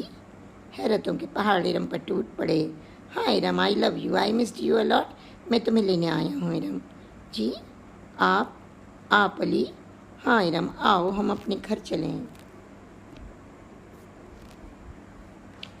اپنے گھر؟ کون سا گھر؟ علی، جہاں میں تنہا رہتی تھی وہ گھر، جہاں آپ کی محبت، آپ کا پیار نہ تھا؟ کس گھر کی بات کر رہے ہیں آپ؟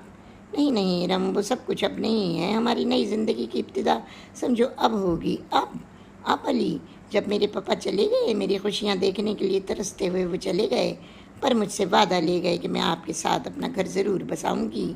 کاش علی آپ نے مجھے سمجھا تو ہوتا، میری محبت کو پرکھا تو ہوتا، تو ہر آن آپ کو اپنا ہی نام ملتا۔ او ارم، مجھے معاف کر دو، میں بھی تو تم سے جدائی کی آگ میں 2 سال تڑپا ہوں۔ پاپا کو تم نے میری قسم دے کر منع کر دیا تھا، وہ مجھے کچھ بھی نہیں بتاتے تھے، صرف یہی کہتے تھے ارم نے تمہاری قسم دی ہے بیٹے، میں کچھ نہیں بتا سکتا۔ کیوں کیا تھا یہ سب تم نے ارم؟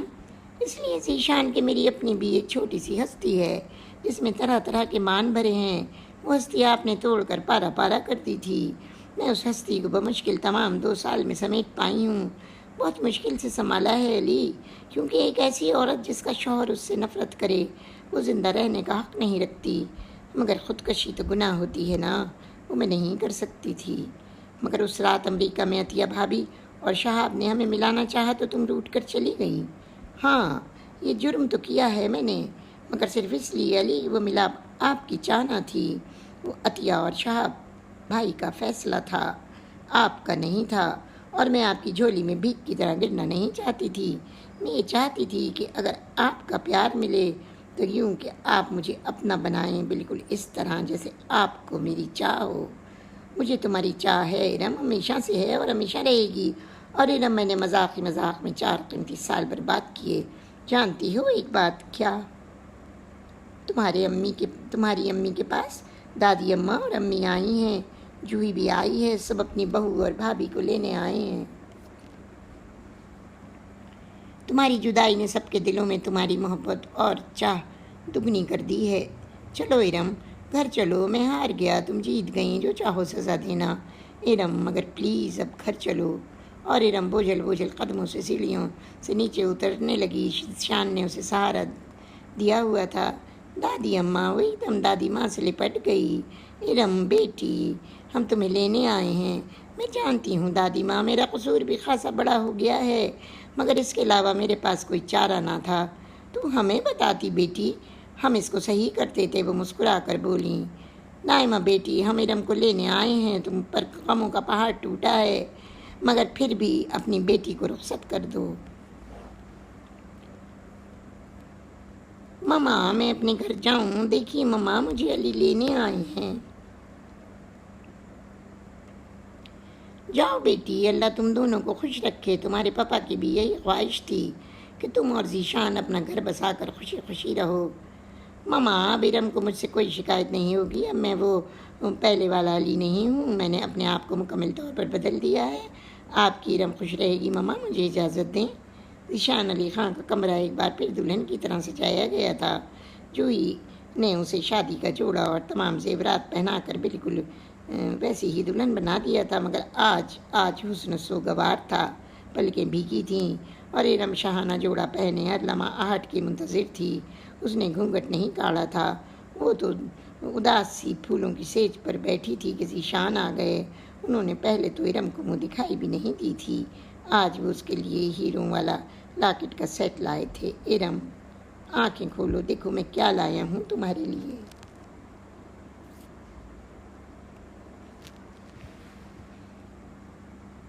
ارم نے اس سیٹ کو دیکھا، وہ بہت خوبصورت تھا۔ میں نے سوچا ارم اپنی قیمتی بیوی کے لیے قیمتی تحفہ ہونا چاہیے نا۔ پسند آیا؟ بہت اچھا ہے علی۔ علی نے اس کے گلے میں لاکٹ پہنا دیا اور پھر انہوں نے ارم سے کہا، ارم آؤ، ہم وعدہ کریں کہ اب کبھی بھی ایک دوسرے سے بدگماں نہیں ہوں گے۔ ہاں ذیشان، بدگمانی گناہ ہے، جو ہم دونوں سے سرزد ہو چکا ہے اس کی تلافی ہم خوشگوار ازدواجی زندگی کی ابتدا سے کر سکتے ہیں، جو آج سے شروع ہے۔ آپ مجھے معاف کر دیں، میں آپ کو معاف کرتی ہوں۔ وہ ماضی تھا جو گزر گیا، اب مستقبل کی باتیں کریں گے علی۔ Iram, I love you. سنو، ہمیں اب دادی اماں کی خواہش پوری کرنا ہے۔ لیکن ارم نے ذیشان کا جملہ پورا ہونے سے پہلے ہی اپنا ہاتھ ان کے منہ پر رکھ دیا اور شرما کر اس کے سینے میں اپنا چہرہ چھپا لیا۔ اور اسی کے ساتھ میرا یہ ناول بے قیمت میری 8ویں کتاب کی ٹائٹل اسٹوری یہاں ختم ہوتی ہے. تو اگلی کہانی جو میں لے کے آؤں گی سلسلہ میگزین کے مرتضیٰ شریف صاحب نے مجھے کسی کی فرمائش پہنچائی ہے، ایک سرخ حویلی کی اور ایک کشکول کی. تو سرخ حویلی تو میری 19ویں ویڈیو میں موجود ہے. جن صاحب نے خواہش ظاہر کی ہے وہ 19ویں ویڈیو میں سرخ حویلی پلیز لسن کر لیں. اور کشکول انشاءاللہ تعالی میری اگلی کہانی ہوگی، میرا اگلا ناول ہوگا، وہ بھی خاصا بڑا ناول ہے. انشاءاللہ تعالی میں وہ ضرور سناؤں گی اور وہ خواہش پوری کروں گی. اس کے بعد میں پھر میں اپنی ٹائٹل اسٹوری کانچ کے ٹکڑے اور ٹوٹا پتا 2 ٹائٹل اسٹوریز میری رہ گئی ہیں، باقی میں نے ساری لوڈ کر دی ہیں. انشاءاللہ آپ لوگوں سے پھر 35ویں ناول کشکول کے ساتھ ملاقات ہوگی. اب مجھے اجازت دیجیے. انشاءاللہ. اللہ حافظ.